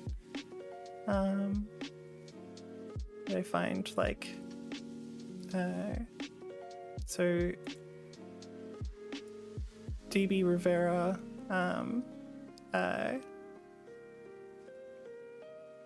is a really lovely channel that I love watching. Is like, seems to be quite popular in this category. And it's just really lovely little community and stuff. And I always find that just, yeah, being in there helps my brain sort of focus and feel like I'm, you know, doing stuff with people. And I don't know, it's really nice. It's really lovely. Yeah, I absolutely adore it. It's, I don't know, I'm really finding like this, the co-working category. It's just such a beautiful little place. And it's so interesting because like for a lot of, like even just chatting, for example, like it seems, again, I'm very, well not again because I don't think I've said it this stream, but I am very new to Twitch, not just as a streamer, but like as like part of that community. A lot of the community I've sort of seen from the outside for quite a while, and I get parts of it, but it's very shallow understanding. So any comments I make about like what things are like are very recent understandings and probably not very in-depth. But like the Just Chatting channel, for example, category, that one seems to be like really lovely. There's some DJ and stuff in there, but like it seems to be really lovely, but it does still seem to be sort of like about, yeah, entertainment and like very explicit presence, or it's like people chatting before gaming and stuff, and that like, yeah, engagement, that presence, the entertainment part, that still definitely exists in the co-working one, and there's some that kind of are just like there to be background or to like engage while you're doing stuff and to be a bit more active. But like I really appreciate the ones that are so calm and so cozy and just about like literally being a space for a bunch of like a cafe essentially, and you might have a random little conversation, you might talk to like the barista, you might do all of that. It's so gorgeous. I absolutely love it. I was talking to Havenly and saying like once I have the either skill or resources to be able to do graphics for this channel, I very much want to have a couple of like little glowing, like coal glowing cinders, that is like one for each of the 7 deadly sins, that are just like very faintly glowing and like in each of the different colors, and that's just a little sort of like burnt out campfire on like a forest floor or like on the beach or something, where like just kind of the vibe of like when you wake up in the morning after camping or after like a big night, and everyone just kind of sits down and is, you know, doing their stuff, and, you know, getting on with the morning. Like I want to have that kind of vibe, that very cozy but like very communal. Everyone kind of just shows up, but there is like not a lot to like, you don't need to engage, you don't, because everyone's like tired and just wants to sit by the what remains of the fire. Like I want to do some graphics that sort of give that kind of vibe. Why is someone doing vibe with me? Oh, look, honestly, I will. I love some like buddying up and co-working, so please also Yeah, exactly. Like, I love just sitting and doing stuff around people, and I find it so enabling. So absolutely invite me over anytime you want. I'll come and hang out and have all the little silly chats and things like that, while we just like put our heads down and get stuff done as well. Because yeah, that's what I found so good about that co-working channel is like a category. Yeah, that word mixed up. Is just having all of these people just hanging around and doing their own things, and there is a presence that exists with that that's really lovely, even if most people are just like just chilling, just like hardly engaged in chat. Even some of the more popular ones in here, it feels like there's like bursts of maybe 3 or 4 people chatting, and then everyone goes back to it, and then it'll be a break and everyone sort of like engages for a bit, and then we'll play like a little silly game or something, and then everyone goes back to it, and that's really lovely, and it just feels very very real to have all of the people around and just vaguely present that are just doing all sorts of stuff all over the world. I think that's beautiful. I really hope like I have the energy and the momentum to keep doing stuff in this category, because I think it's so lovely, and I want to try and not just for my channel but like try and participate and give in the other channels as well, and help engage and love this community, because it's a very good one and it's a very sweet one.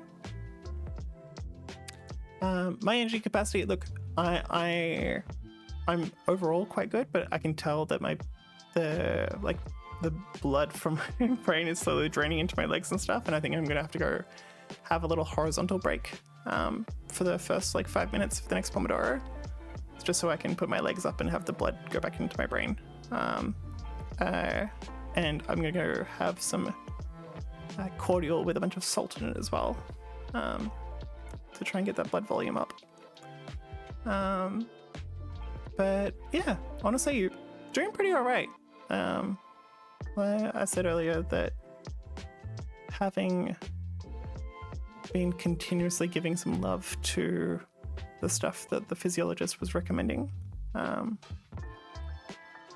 think it has slightly heightened, I'm not gonna say fully, but it's slightly heightened where my like base energy's at, which is fantastic. Also, generally having rest from the burnout I was experiencing. How's your energy going? How are people feeling at the moment? So I'm just checking something real quick. Cool.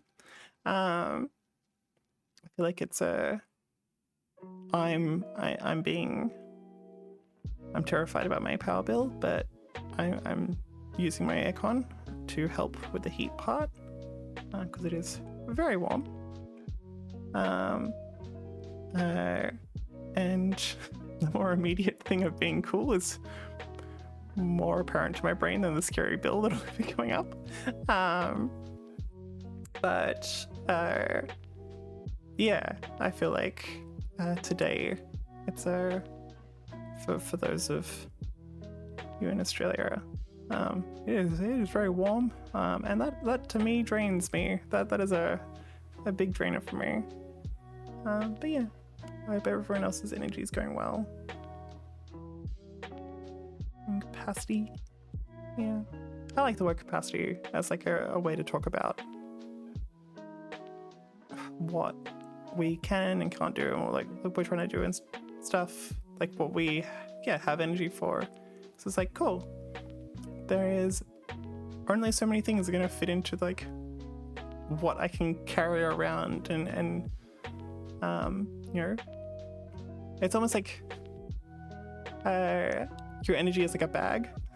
Like, here's your carrying capacity of this bag. How big a bag do you have today? And every time you're doing something, every time you're like throwing stuff in, it's good.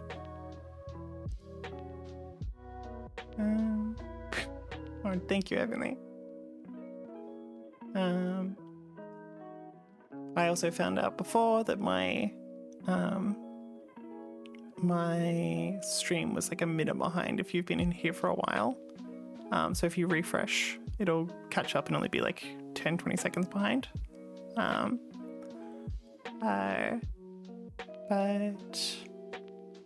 yeah.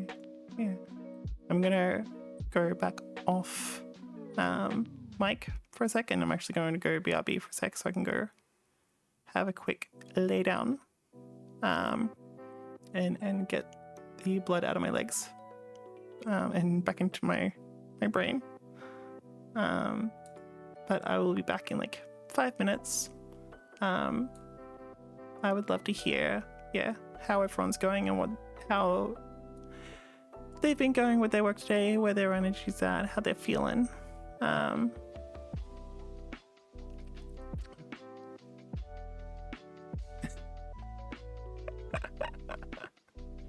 Agreed.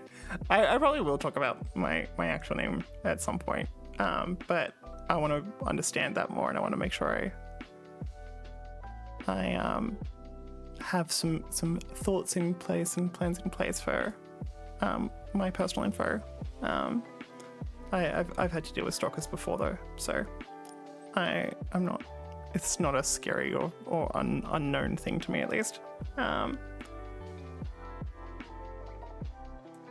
When I get back, I will give some information. I don't know if this is a project that I want to talk about here because it leads back to more personal stuff. But I will see what I can. I'll pass out. My eyes are shutting. Have a good night, Flower Boy. I hope to see you back in the stream at some point. And please, always say hi if you're around if you would like to. You're also very free to lurk, and I hope you have a really lovely rest. You're doing so good.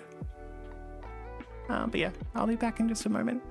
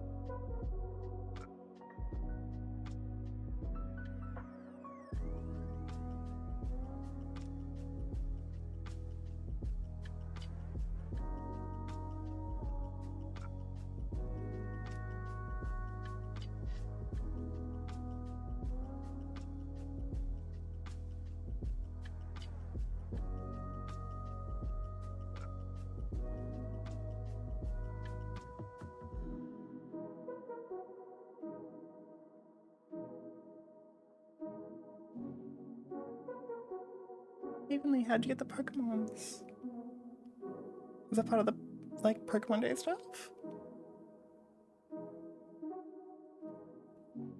I need to go look at what drops are active.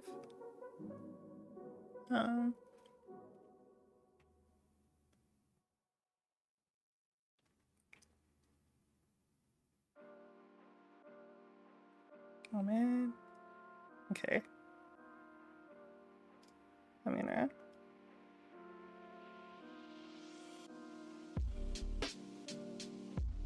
have to look afterwards and be like, oh, they all look like Pokemon Masters or something. I forgot what the mobile game's called. I think that's where the Master one's from. I can't remember.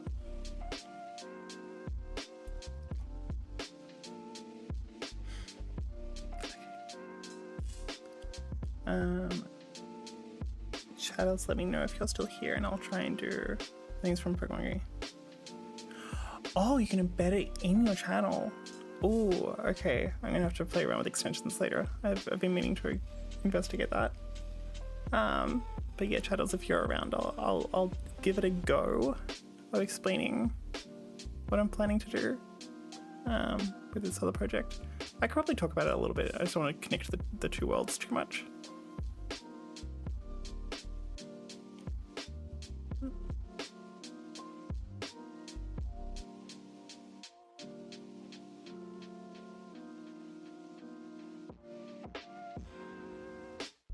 Hello. Okay, cool.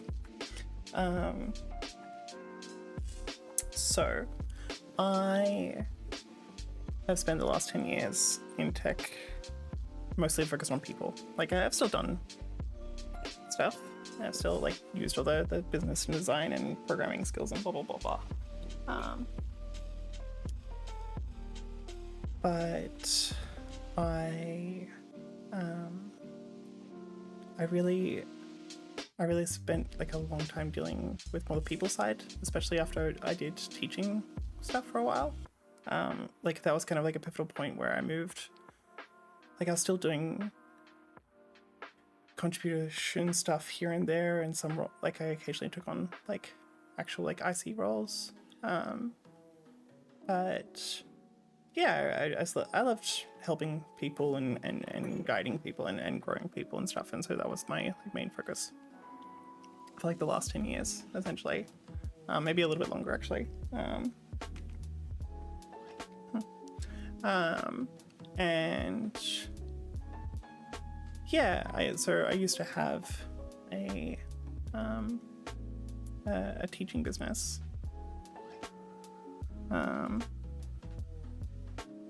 Oh, thank you, Heavenly. I'm gonna whisper.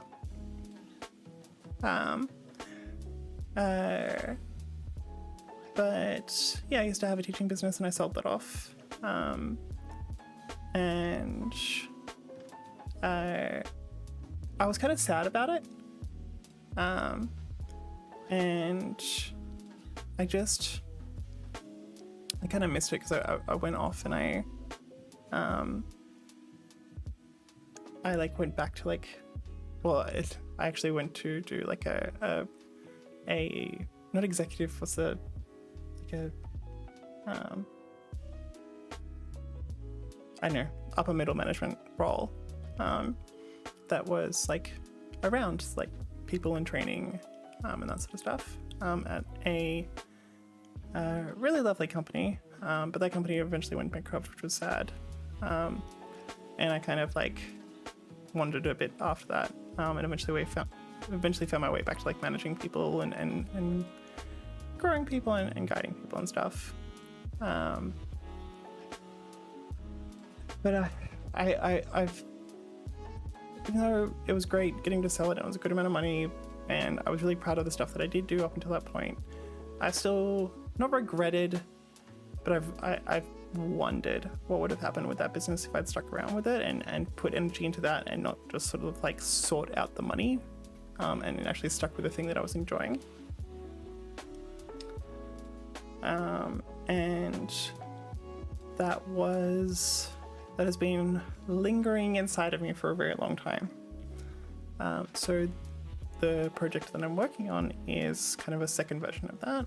That is less, because one of the things that I did while I was teaching was also mentoring and like career development stuff with people through a company that has since disappeared. But my work in the tech community was picked up by them, and they asked me to come in and be an expert for a very particular area of that I was pretty much the only person really doing that, plus talking about it, and like being an educator or a creator around it.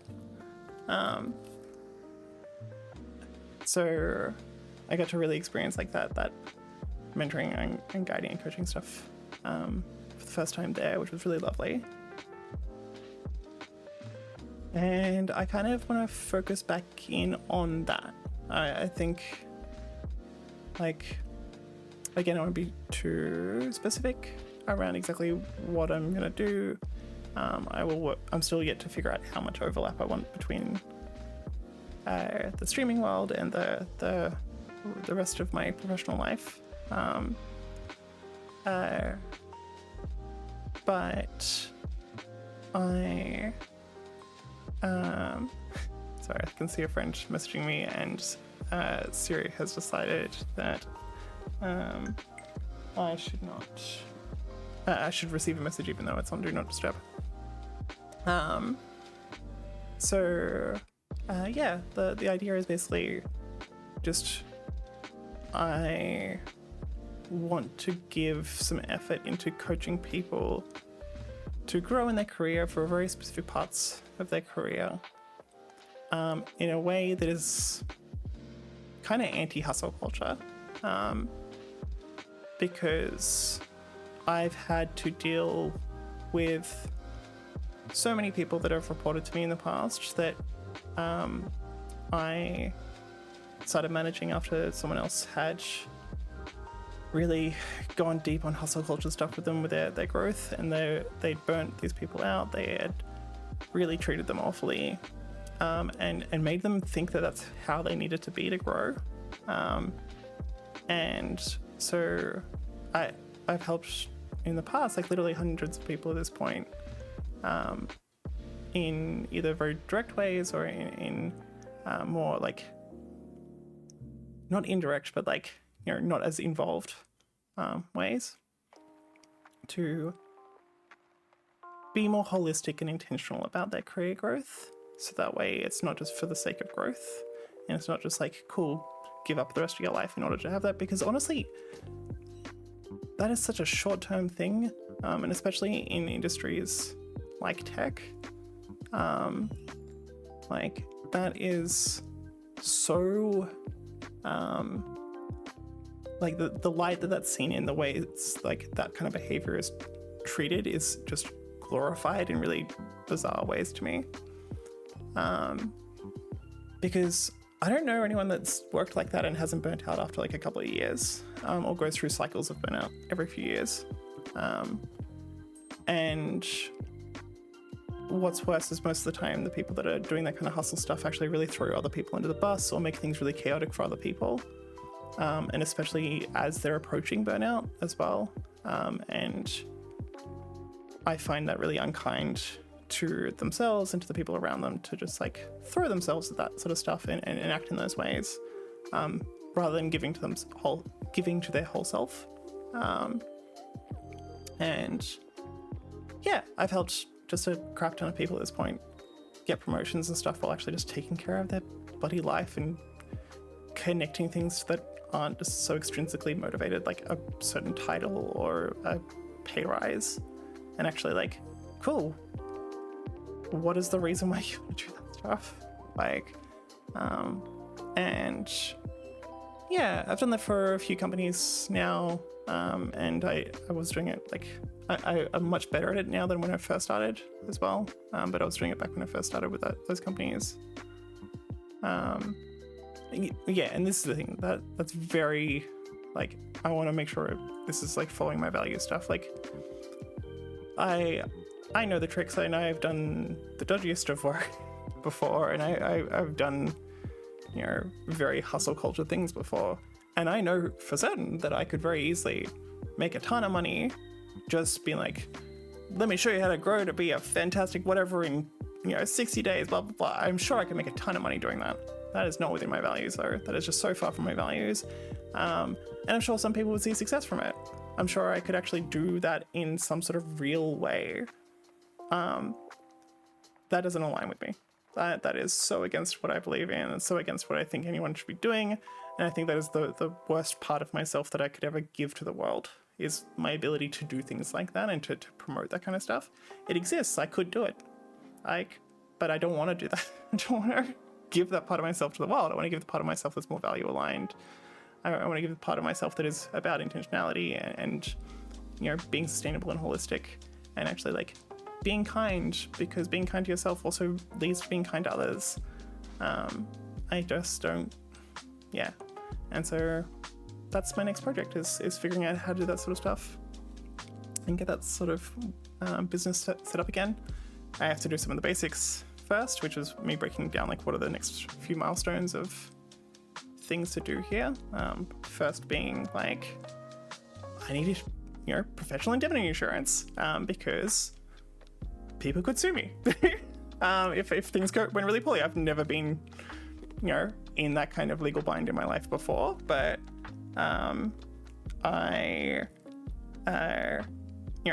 that is just a basic thing that you need when you're setting up a venture like that. I need where'd my like foundations one go? I've accidentally, I need to double check because I haven't, I actually need to do it for the streaming stuff if I ever make money out of this. Not that that's the main goal of this anyway, but I need to go check all my like business structure stuff and make sure that's still all set up, or that I do that properly. I need to go and ask a lawyer to write up a contract of like, hey, here's how coaching is going to work and here's the limits of it and blah blah blah. So I need to go and ask the lawyer that I currently have probably isn't the best one for it, so I need to go ask for a recommendation for a lawyer and sort that out. And all of that before I even start going, hey, here's the several thousand people that I've got an audience for elsewhere. Who wants to come and get some guidance in this way? Again, I'm going to be slightly vague. And setting up the booking forms and setting up all that sort of stuff. So yeah, I've got 5 little steps that are all just like, here's a couple of like tasks that I need to do for each one. They're all the milestones of just getting the first few clients. So I want to have I've set myself a very, very, very, very what feels achievable goal of I want to have by May have made enough money from the sessions that I do with people and the support that I give people and the things that I do and write for people or make for people in that venture. I want to have enough that covers my rent for May. That's it. That's enough. I think that's a nice, good starting goal. And the reason why I want that is just because I want to see that it is possible again for me to have a business that can, take me and what I care about and the flexibility of existing. And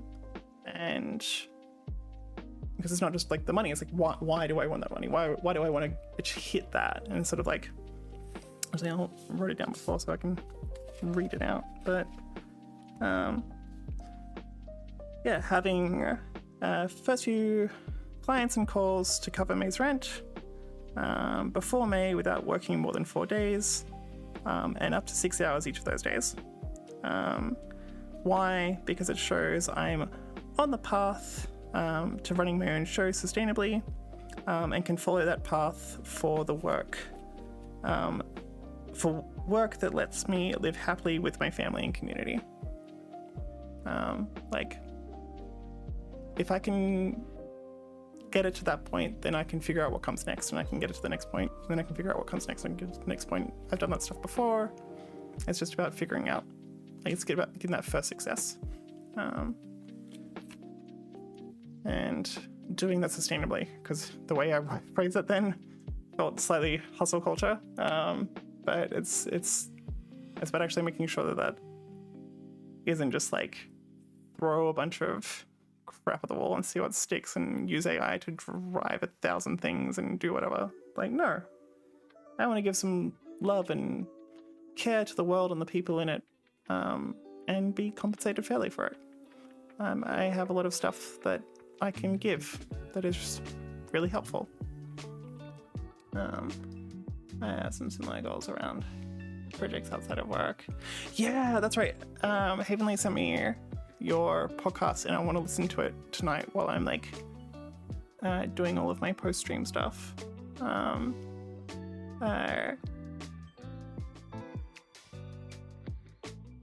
Ooh, I love a musical. I'm very excited to hear more about that. But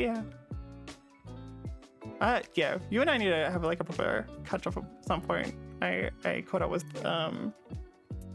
a friend yesterday that like similar, like knew through someone else that and I absolutely adored that conversation. We sat there for like 2.5 hours, and I just got so much fun sitting and listening to them yap about like all of their little things that they do and all the why and stuff like that, like this kind of stuff, but just, you know, in the real world. But yeah, we should catch up at some point and actually have a little what is it, chinwag about all the little bits and bobs that our brain comes up with. I would absolutely adore that.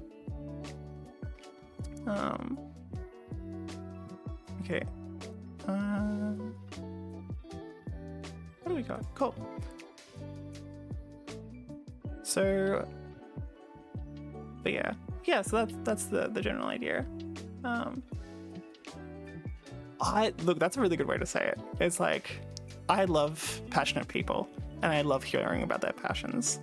And I think a little bit of it I'm realizing these days is because I didn't have a lot of passions that I could invest my time and energy into. And I felt I was a bit lacking in those, which was a bit of a sad realization. I still have them. I love them, and I have my outlets now. But yeah, I do. I love passionate people. I love hearing about, like, and not just like passionate people and hearing about what they do, right? Because if I talk to any passionate person, not only am I going to hear the amazing things that they're actually doing, and they're probably going to be able to talk about it for ages and actually talk about like the impact, the outcomes, the ways that they have done something and created something or changed the world in some way. Like, and I love hearing about that. But I also love every single one of those people also has, this happened yesterday, has a note in their phone or a piece of paper somewhere that just has this ridiculous, beautiful list of all of these just dumbfounding ideas that, you know, if there was 50 of them, they might actually get through. But, you know, then there'd also be 50 times the amount of ideas to have in a backlog. Like, I love hearing about that wild way their brain works and has all these things that, like, in the icebox at the back. But I also love hearing out why, because the conversation I was having yesterday, this person I caught up with, was just so beautiful. Getting to hear about, because they run a business. It from what I understood, like, it does have some profit, but for the most part, it's essentially a hobby at this point because they've like got it on the side. But as I generally find with a lot of people that are running something like that, they also have like, this beautiful backlog of ideas that they were thinking of and they wanted to do.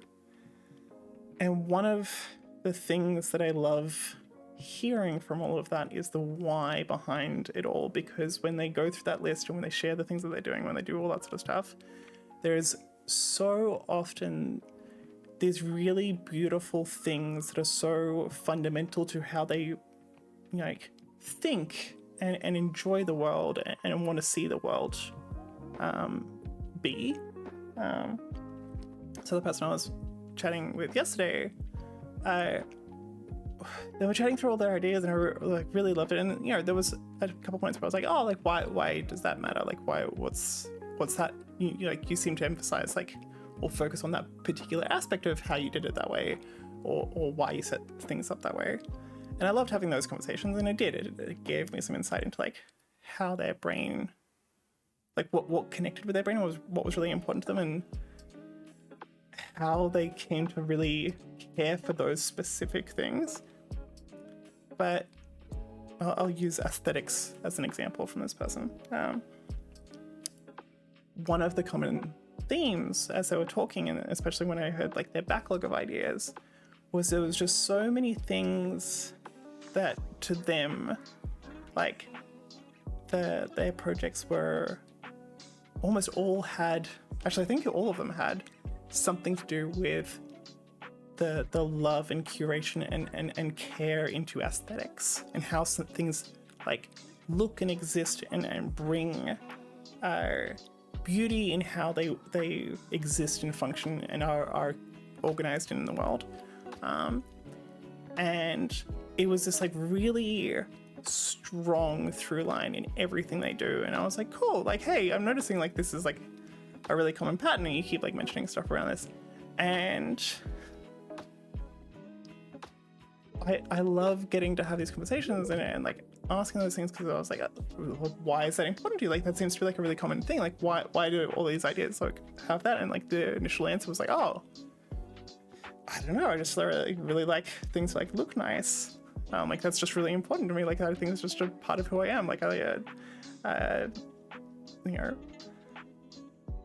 that was really interesting, because that sort of showed cool, we've kind of hit a bedrock of this is just fundamentally something that's so important to them, that is just intrinsic to them. And as they sort of continued on with answering, there were some really beautiful stories that they would tell about how that care and that focus and that love came out in other ways that weren't just those projects, and the particular thing that they seek out and give to and want to see in the world, and that show up in other ways. And it was just so beautiful hearing the ways that spread out. There was this fundamental part of them that was just so caring for that part of the world, and that way the world can exist. And I really loved it. I really, really loved it. It was absolutely gorgeous. I just heard my housemate get home. I'm just going to let them know that I am streaming.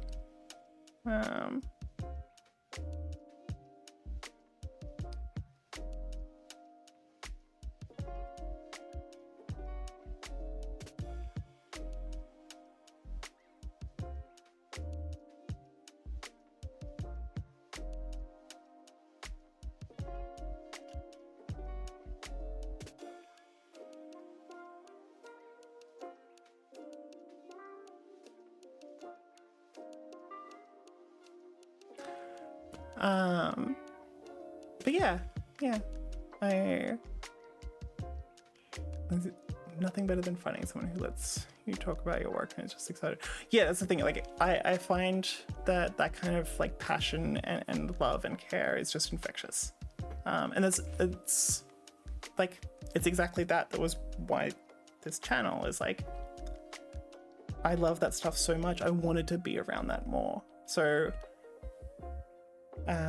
I signed up to a class that Havenly has also done in the past, and I'm really excited for that.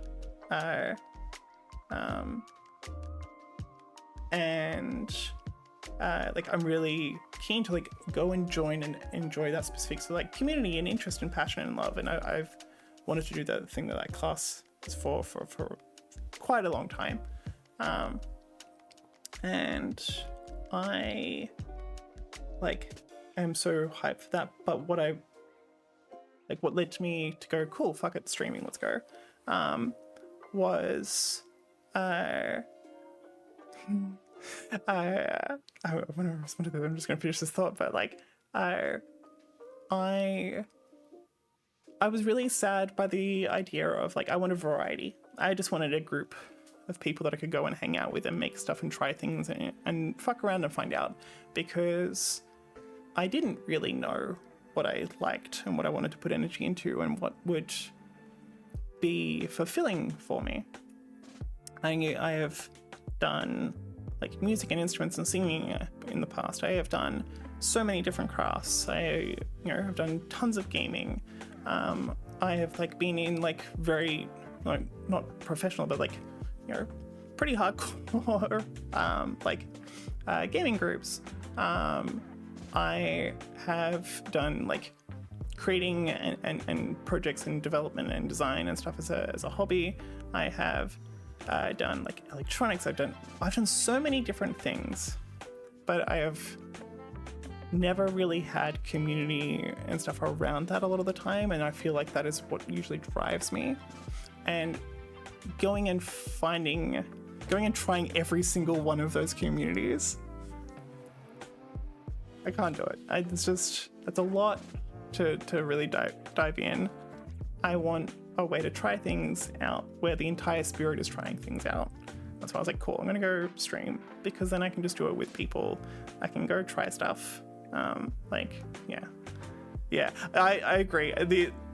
Every time we talk, like I'm like, we need to hang out. Like, this is happening. It's gotta hang out. Yeah. But yeah, I'm gonna catch up on your chat though. I love that you asked them why. Aesthetics, style, beauty.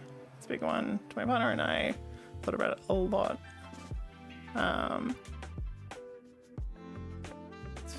But for this, I've heard.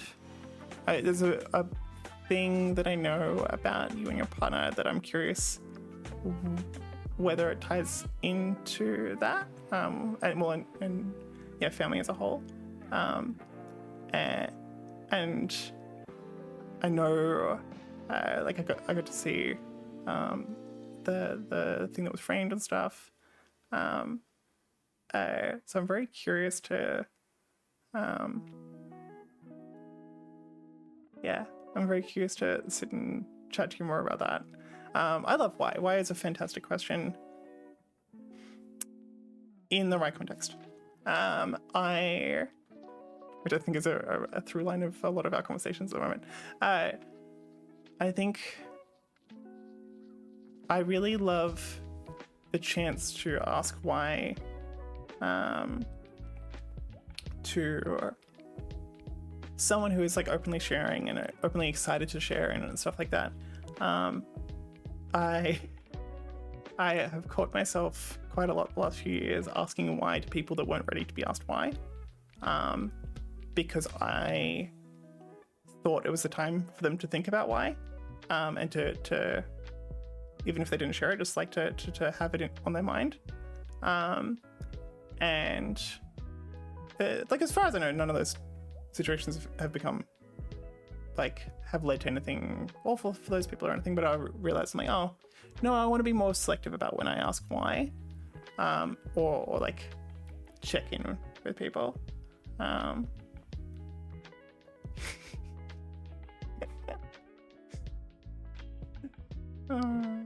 Havenly, you're just collecting the all of the different variations of the same toy. But yeah, I would really love to hear, because like aesthetics matters to me as well. The way that I got some motivation to start doing the breakdown of the goals and stuff was I literally grabbed origami paper, started making some frames out of the origami paper and little fun origami things that had enough space on the white side to like draw or write things on, and started using that as a way to do like a project wall. because it's a lot easier to give to those aesthetics rather than just dive down in a billion systems. And it's a lot more like actually has an end and actually gives progress because I get more selective. Aesthetics is like, yes, giving to aesthetics and style and beauty can be such a powerful thing. And I'll give you a rant about my thoughts on something called the curator economy, is what I keep calling it, at some point. But yeah, I'll poke around and yes, yeah, that's the thing. It's like, I think I learned a long time ago that why was a very powerful question, especially when you ask it in a way where it's obvious that you're earnest about asking it.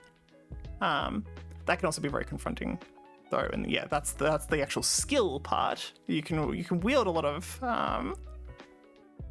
power with that question. You can give a lot. You can accept a lot. You can show that you're ready to hear stuff.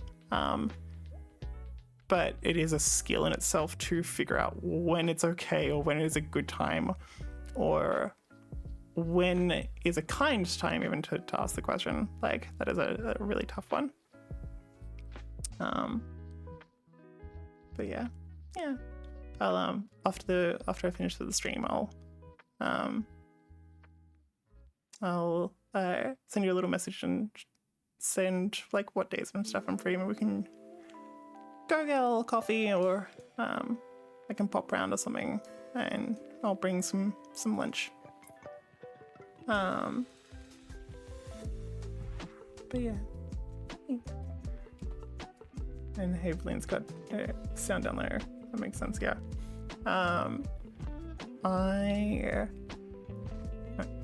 So I'm trying to figure out, like, I think the other tasks that's in my backlog I actually kind of have. Actually, while I'm thinking through this, I realized that there's like only 5 minutes left on the clock, and so my brain started going elsewhere for a sec.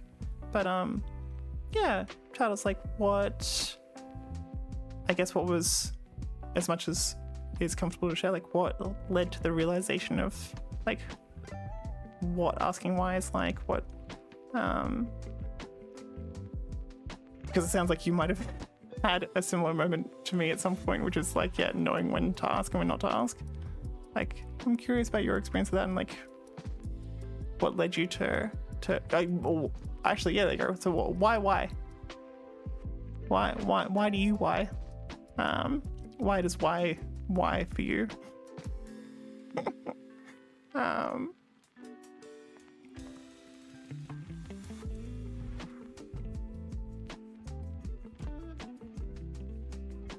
Yeah, cool. I also, I don't know how I feel about the layout of the sort of sweet bot thing. I wanted to wrap the task text. I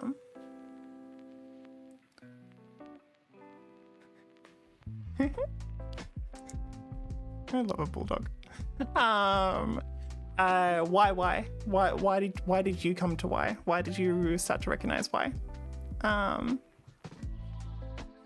Because I feel like the way you spoke about that was very similar, like history of like, oh cool, like why is a good question to ask, but then I need to figure out when to ask why.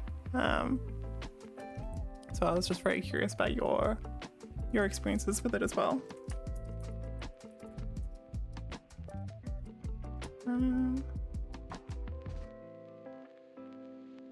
I feel like I kind of done the first milestone breakdown, actually. I kind of did that incidentally. I don't want to do there's I'm gonna share it in the chat actually, because I love this channel so much. So there's a YouTube channel called Truthless, and there's a good chance people will know about them already, but there is a particular video that I just worked out a little trick that I should be using. I'm on Windows. I can just, wait, no, that's not gonna work. Never mind. Dang. So Struthless is this beautiful, beautiful, beautiful soul. And can I get back to chat? I adore them. I adore them so much. But I've lost my train of thought. The task breakdown. So I think it's in their vomit system video or something. Which on its own is a fantastic video of just like, I don't know, I love people that like have a take on ways of like thinking and approaching problems and stuff like that, and I usually find creatives are really good at that. But so he was talking about this is a reference of a reference, because I think he was saying someone else says this thing, so I'm gonna then say this person said this thing that someone else said. But it was basically like talking like flow state and just like how to like make it so something is easy to get through. Because like flow state, I think we generally talk about like when it's like your day and getting through the day and stuff. But this was also talking about like overall thinking about a project and like more long term than just a day. I love the sort of like simple metric of like how much should you break something down, which was like break it down or break the task apart at the point where you're going to have to look up and figure out what you need to do next. Don't go deeper. If you are going to be able to figure out the steps within something, that task is fine. That's a high enough level. That's great. I'll see if I can find the video and see if I can actually find the person. Because it was a great little tip, and like I think a lot of people do it, and a lot of people know this, and a lot of people. Hey, the Pomodoro has ended. I don't think it did. Basically, I think that one. Pomodoro has ended. Okay, I will. That's right. But I have to immediately mute that. Cool. Oh, and this is my Cinder's account, so I don't have the ads. So what it was, let's see if I can get the section.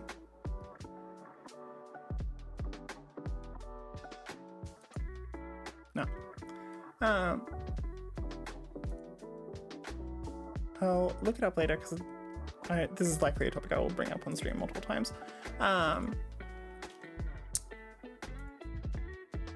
But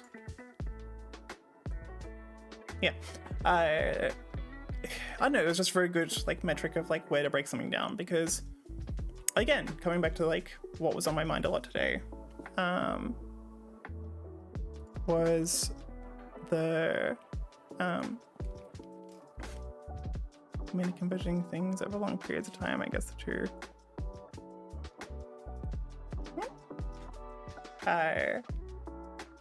being bullied in. Oh, that's strong.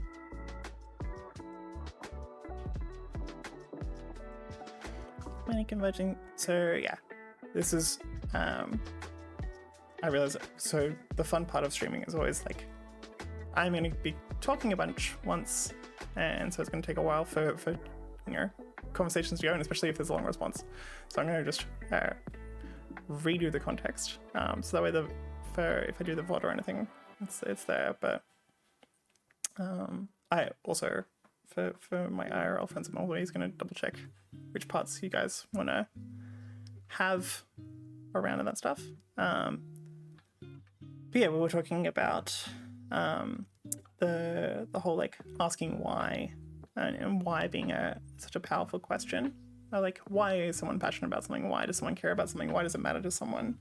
But also that can be a really tough question to answer sometimes, and so it's a skill to learn when it's okay to answer that stuff, ask that stuff, and ask why, and yeah.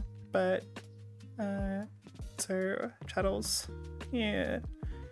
Many converging things over a long period of time. I guess the first two big influences, being bullied in school a lot and developing a very strong empathy bone. Yeah, why is it a great tool for empathy? Because I went to multiple schools and it was actually really interesting. I was bullied a lot at two of them, and the other two is there another one in there? I know, moved around a lot, and I don't have a great memory of my childhood. Like it's just missing. But yeah, it was almost a split of like some of the schools I not necessarily popular, but I was just like well liked and well connected and stuff, and other schools I just was absolutely the butt of the joke every single day, and beat up or whatever. It was no fun. And similar, I learn't why. One of the first times I got punched in the face, yeah,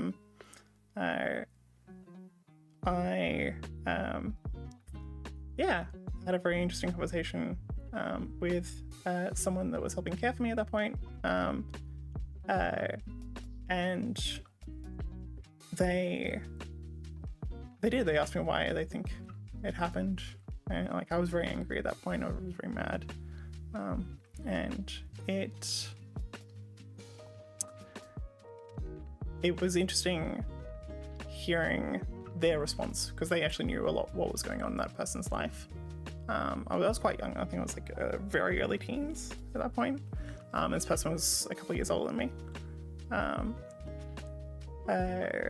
But yeah, I think that was a very big moment for like just understanding, like even in the really tough stuff, like where we are just like going through crap, like empathy can exist. Like that is a thing that still can be like held and given, and both of those things can exist at the same time. It was a very formative moment for that kind of like capacity. It sounds like maybe that was a bit of similar for you in a few moments in school, which is really sad to hear, but it's also, it's a nice outcome, I guess. They're very different from, other ways that other people take it.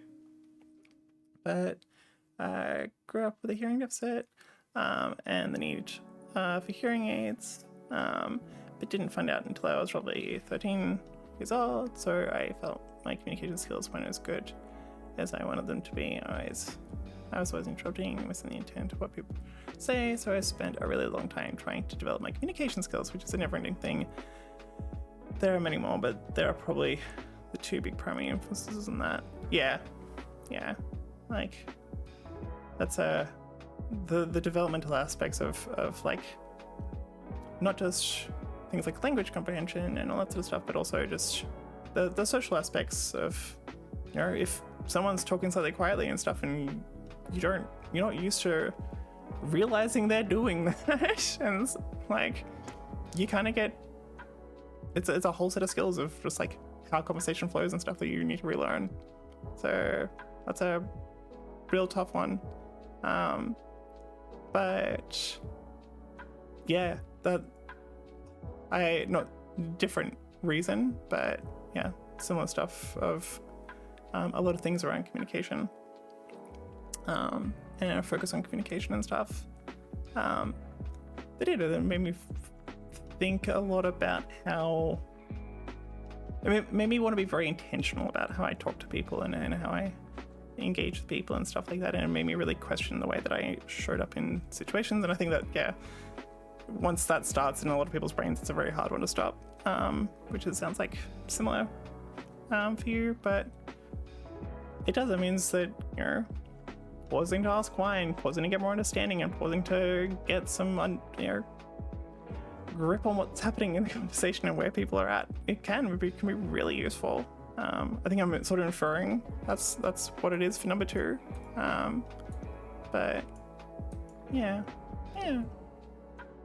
Well, yeah, they sound tough, but I'm glad that you like appreciate and love the parts that came from you from those. That's really gorgeous. Yeah.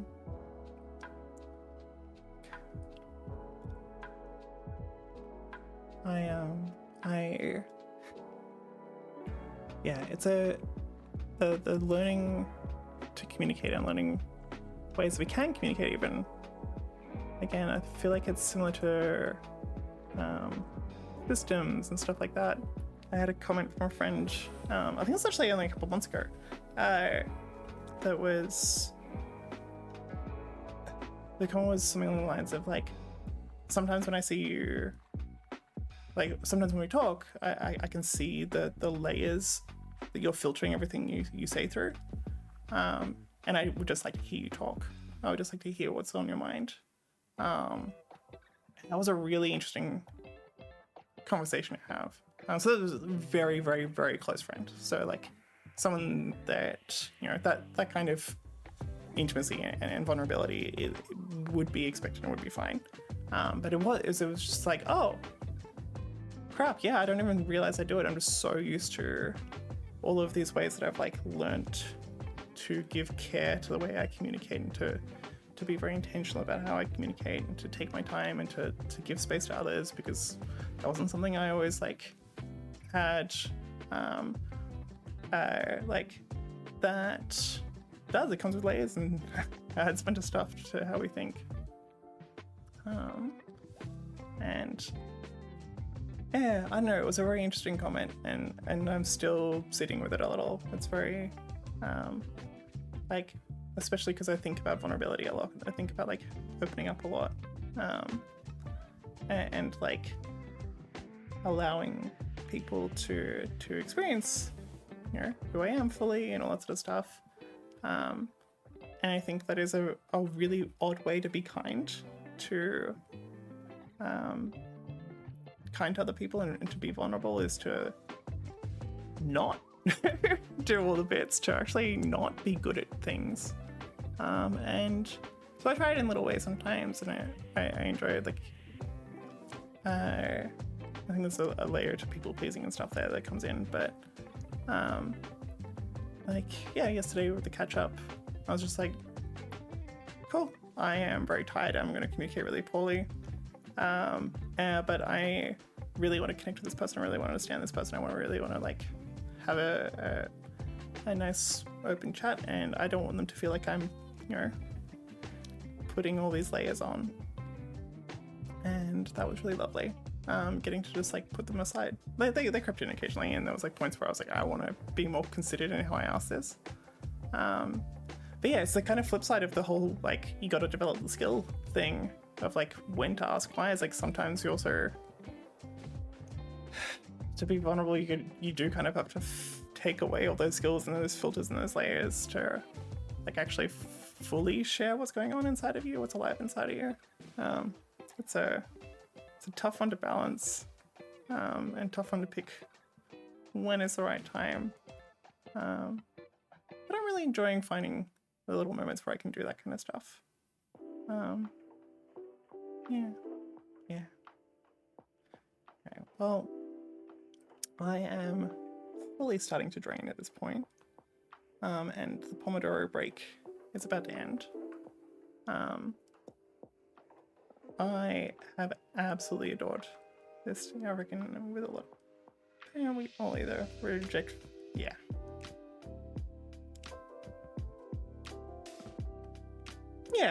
Yeah, exactly. Yeah. That's the thing, is like, yeah, going and inspecting a lot of that stuff and picking it intentionally, and that's hard for things that we are potentially passing on to other people, or to that we've inherited from other people.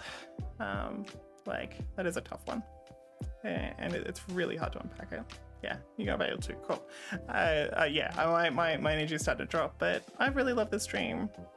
This has been the longest stream I've done so far. It's also been the biggest stream. There has been, like, it's still a very new channel. It's very tiny, hanging out, but like, this has been absolutely beautiful. We had someone raid with 3 people, which was gorgeous.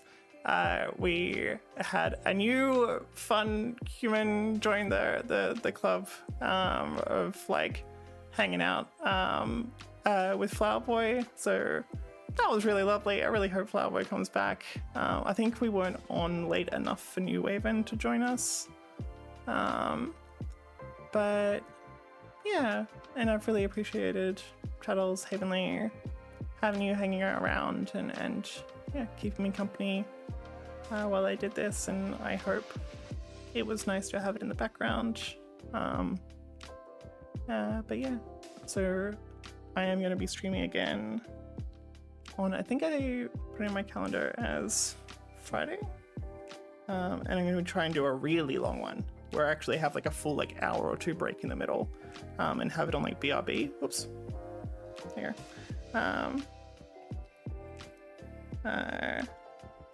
Where's my calendar? What did I say I was gonna do? Yeah, so I'm gonna do almost an entire like full day stream in 2 days. It's gonna be Pokemon Day that day. So I'm gonna probably have some stuff related to that, but I don't really know entirely what yet.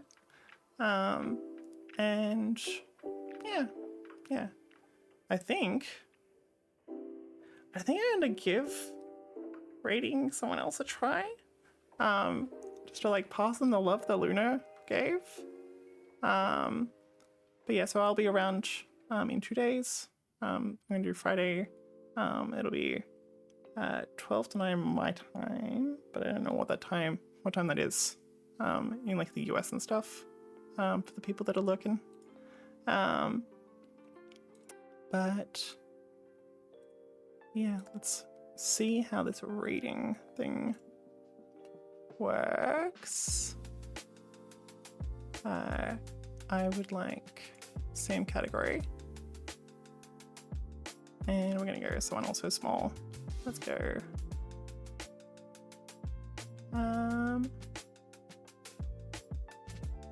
let's go with that one.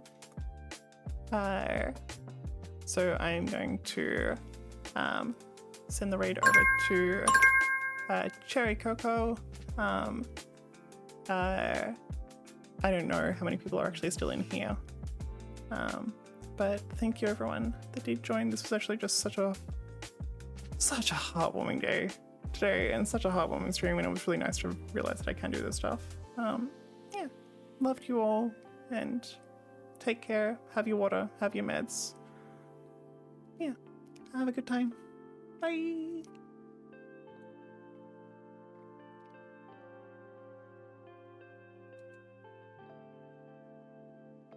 Ooh, no, I can't read that one. I will try a different one. Awkward bye. Let's go.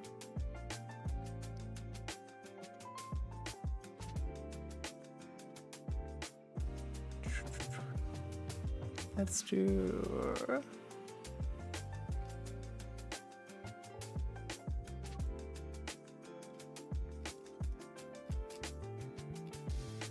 Yep.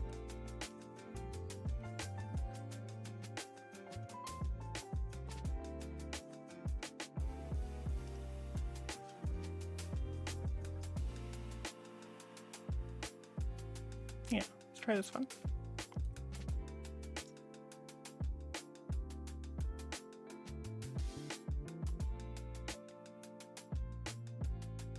Nope.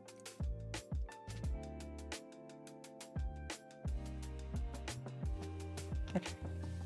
I'm just gonna redirect.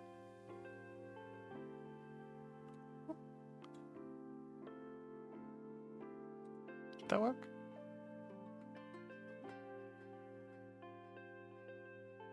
Okay, cool. I think that one worked.